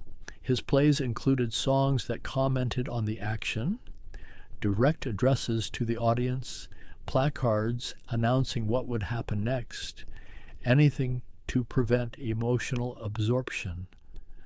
Mother Courage and Her Children followed a woman through the 30 Years' War, showing how she profited from conflict while losing all 3 of her children to it. The play was set in the past, but commented on the present, on how capitalism and war fed each other, on how ordinary people collaborated in their own oppression. Brecht wanted audiences to leave the theater and change the world, to recognize that social conditions weren't natural or inevitable, but constructed, capable of being transformed. Samuel Beckett stripped theater down to its essentials, Waiting for Godot presented 2 men waiting for someone who never came. They talked, they argued, they considered leaving, but stayed. A boy arrived twice to say Godot wouldn't come today, but would come tomorrow. And that was essentially the entire play. No plot in any traditional sense, no character development, no resolution, yet somehow it was funny, profound. It captured something about existence itself, about how we fill time, how we create meaning through repetition and routine, how we keep hoping despite all evidence that hope is futile. Endgame was even more minimal. 4 characters in a room, 2 in ashcans, unable to move, talking because silence was unbearable, because language was all they had left. Beckett's stage directions were precise. every pause marked, every gesture specified. He was writing a kind of music, using silence and sound, movement and stillness to create meaning beyond words. Harold Pinter brought what became known as the comedy of menace to English theater, wrote plays where ordinary rooms became threatening, where characters circled each other verbally, where what wasn't said mattered more than what was. The Birthday Party presented a man hiding in a seaside boarding house, visited by two strangers who might be representatives of some organization or might be figments of his paranoia. They interrogated him, broke him down, took him away, and we never learned what his crime was, or if there was a crime, or if the whole thing was ritual, performance, a power game played for its own sake. The homecoming showed a family of men, a returning son bringing his wife to meet them, and over the course of an evening the family dynamic revealed itself as bizarre, threatening, the wife ultimately choosing to stay with this disturbing family, becoming their prostitute. The play never explained, never provided a psychological justification, simply presented behavior that was recognizably human, even as it was alien, unsettling. Eugene O'Neill in America wrote long plays, some lasting 4 or more hours, that drew on Greek tragedy and modern psychology simultaneously. Long Day's Journey into Night was autobiographical, presented his own family, his miserly father, his drug-addicted mother, his alcoholic brother, moving through a single day and night, revealing through repetition and accumulation how they'd wounded each other, how they were trapped in patterns none of them could break. The play ended with the mother lost in morphine dreams, the men watching helplessly, knowing the next day would be the same, and the next. Tennessee Williams wrote about desire and delusion, fragile people in a harsh world. The Glass Menagerie presented his own mother and sister barely disguised. A streetcar named Desire gave American theater one of its iconic characters, Blanche Dubois, a faded Southern belle clinging to gentility, arriving at her sister's apartment in New Orleans, unable to accept that her refined pretensions had no place there, broken finally by her sister's husband, a brute who saw through her immediately, who destroyed her illusions and sent her to an asylum. Arthur Miller wrote social dramas. Death of a Salesman presented Willy Loman, an aging salesman who'd believed in the American dream, worked hard, played by the rules, and ended up with nothing, his son's failures, his career over, his mind slipping between past and present. The play showed how capitalism chewed up workers, discarded them when they were no longer useful, but it was also a family tragedy, a story about fathers and sons, about delusion and reality, about the lies we tell ourselves to keep going. The Crucible used the Salem witch trials to comment on McCarthyism, on how communities tear themselves apart through accusations and suspicion, how good people get caught up in hysteria. Miller knew this firsthand, had been called before the House Un-American Activities Committee, had refused to name names. The play was historical but also immediate, a reminder that the past keeps recurring, that we're always capable of persecution if we're frightened enough. These playwrights, separated by centuries and continents, by language and culture and theatrical convention, nonetheless formed a kind of conversation, each one responding to predecessors, challenging assumptions, exploring new possibilities. They understood that theater was unique among art forms. that it required living bodies in shared space, that each performance was ephemeral, existing only in the moment of its occurrence, never quite the same twice. The great plays endured because they contained multitudes, could be interpreted differently by each generation, each production. Hamlet in the 19th century was a romantic hero. In the 20th, a modern neurotic. In the 21st, perhaps something else entirely. The text remained constant, but its meanings multiplied, shifted, evolved with changing contexts, and beneath all the differences of style and subject, all the movements and manifestos, the ancient Greeks and the moderns shared certain core insights. That drama was a way of examining what it means to be human, that putting actors on a stage and having them speak could reveal truths that other forms couldn't access, that an audience watching together created a kind of community, temporary but real, bound by shared attention, shared response to what unfolded before them. The theater in my imagination grows quiet now, the voices that filled it fading into memory, into history. Aeschylus and Sophocles, Shakespeare and Molière, Ibsen and Chekhov, Beckett and Pinter, each one adding to the great conversation, each one showing us ourselves reflected back, clarified, intensified, made visible in ways we couldn't quite see without the transformation that theater provides.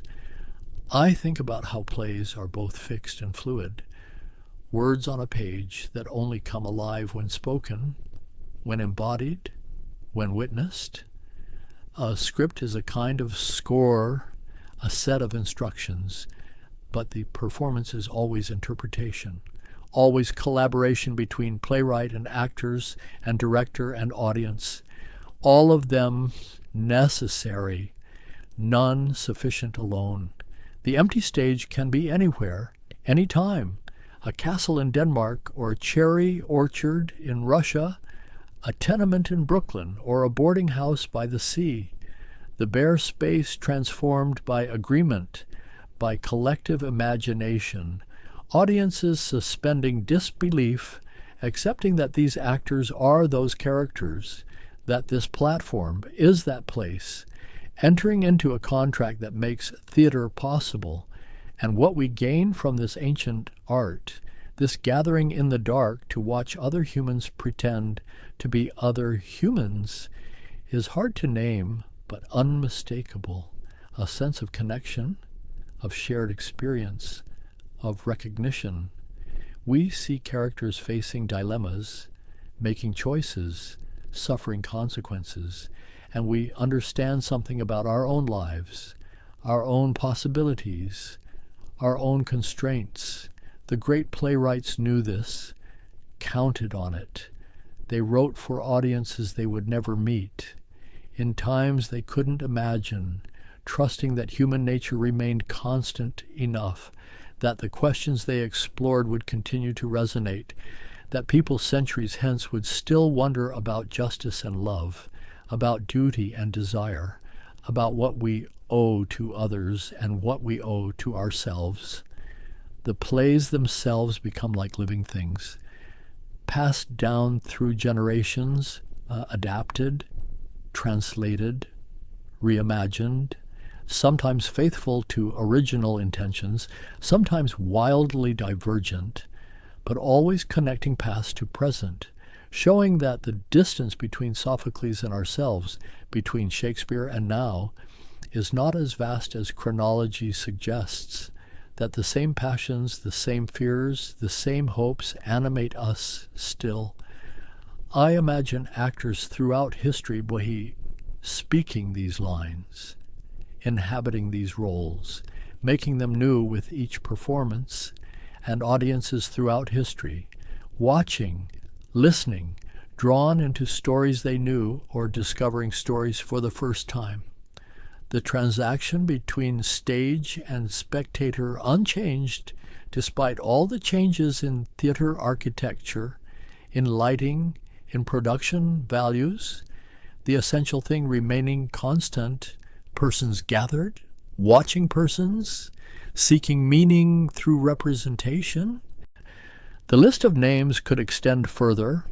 Luigi Pirandello exploring the boundary between reality and illusion, Garcia Lorca writing poetic tragedies about Spanish rural life, Carol Churchill experimenting with time and structure, August Wilson chronicling African American experience across decades, Athol Fugard bearing witness to apartheid, the tradition continuing, evolving, responding to new circumstances while maintaining connection to ancient roots. But what matters most isn't the catalog of names, the chronology of movements, the history of theatrical innovation. What matters is the accumulated wisdom, the insights into human nature that these playwrights preserved, made available to anyone willing to sit in a darkened space and watch, to open themselves to the experience of seeing life distilled, concentrated, made into art that speaks across time. The candles in my imagined theater burn lower, the shadows deepen, but the stage remains, waiting for the next performance, the next interpretation, the next audience, because theater doesn't stop, doesn't conclude. It continues as long as people gather, as long as stories need telling, as long as we seek to understand ourselves through seeing ourselves reflected, transformed, made strange and familiar simultaneously. And perhaps that's the final gift of the great playwrights.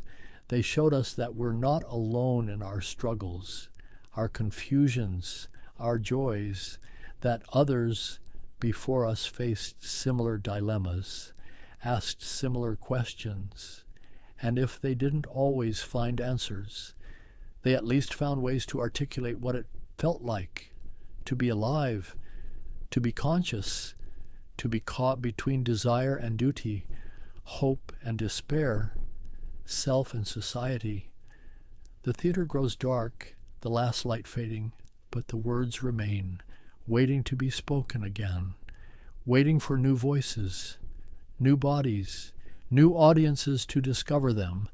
And in that waiting, in that potential, the great playwrights live still. Their works not museum pieces, but living conversations, invitations to wonder, to question, to see ourselves and our world with fresh eyes, with the particular clarity that only theater, with its immediacy, its presence, its requirement of shared space and shared time, can provide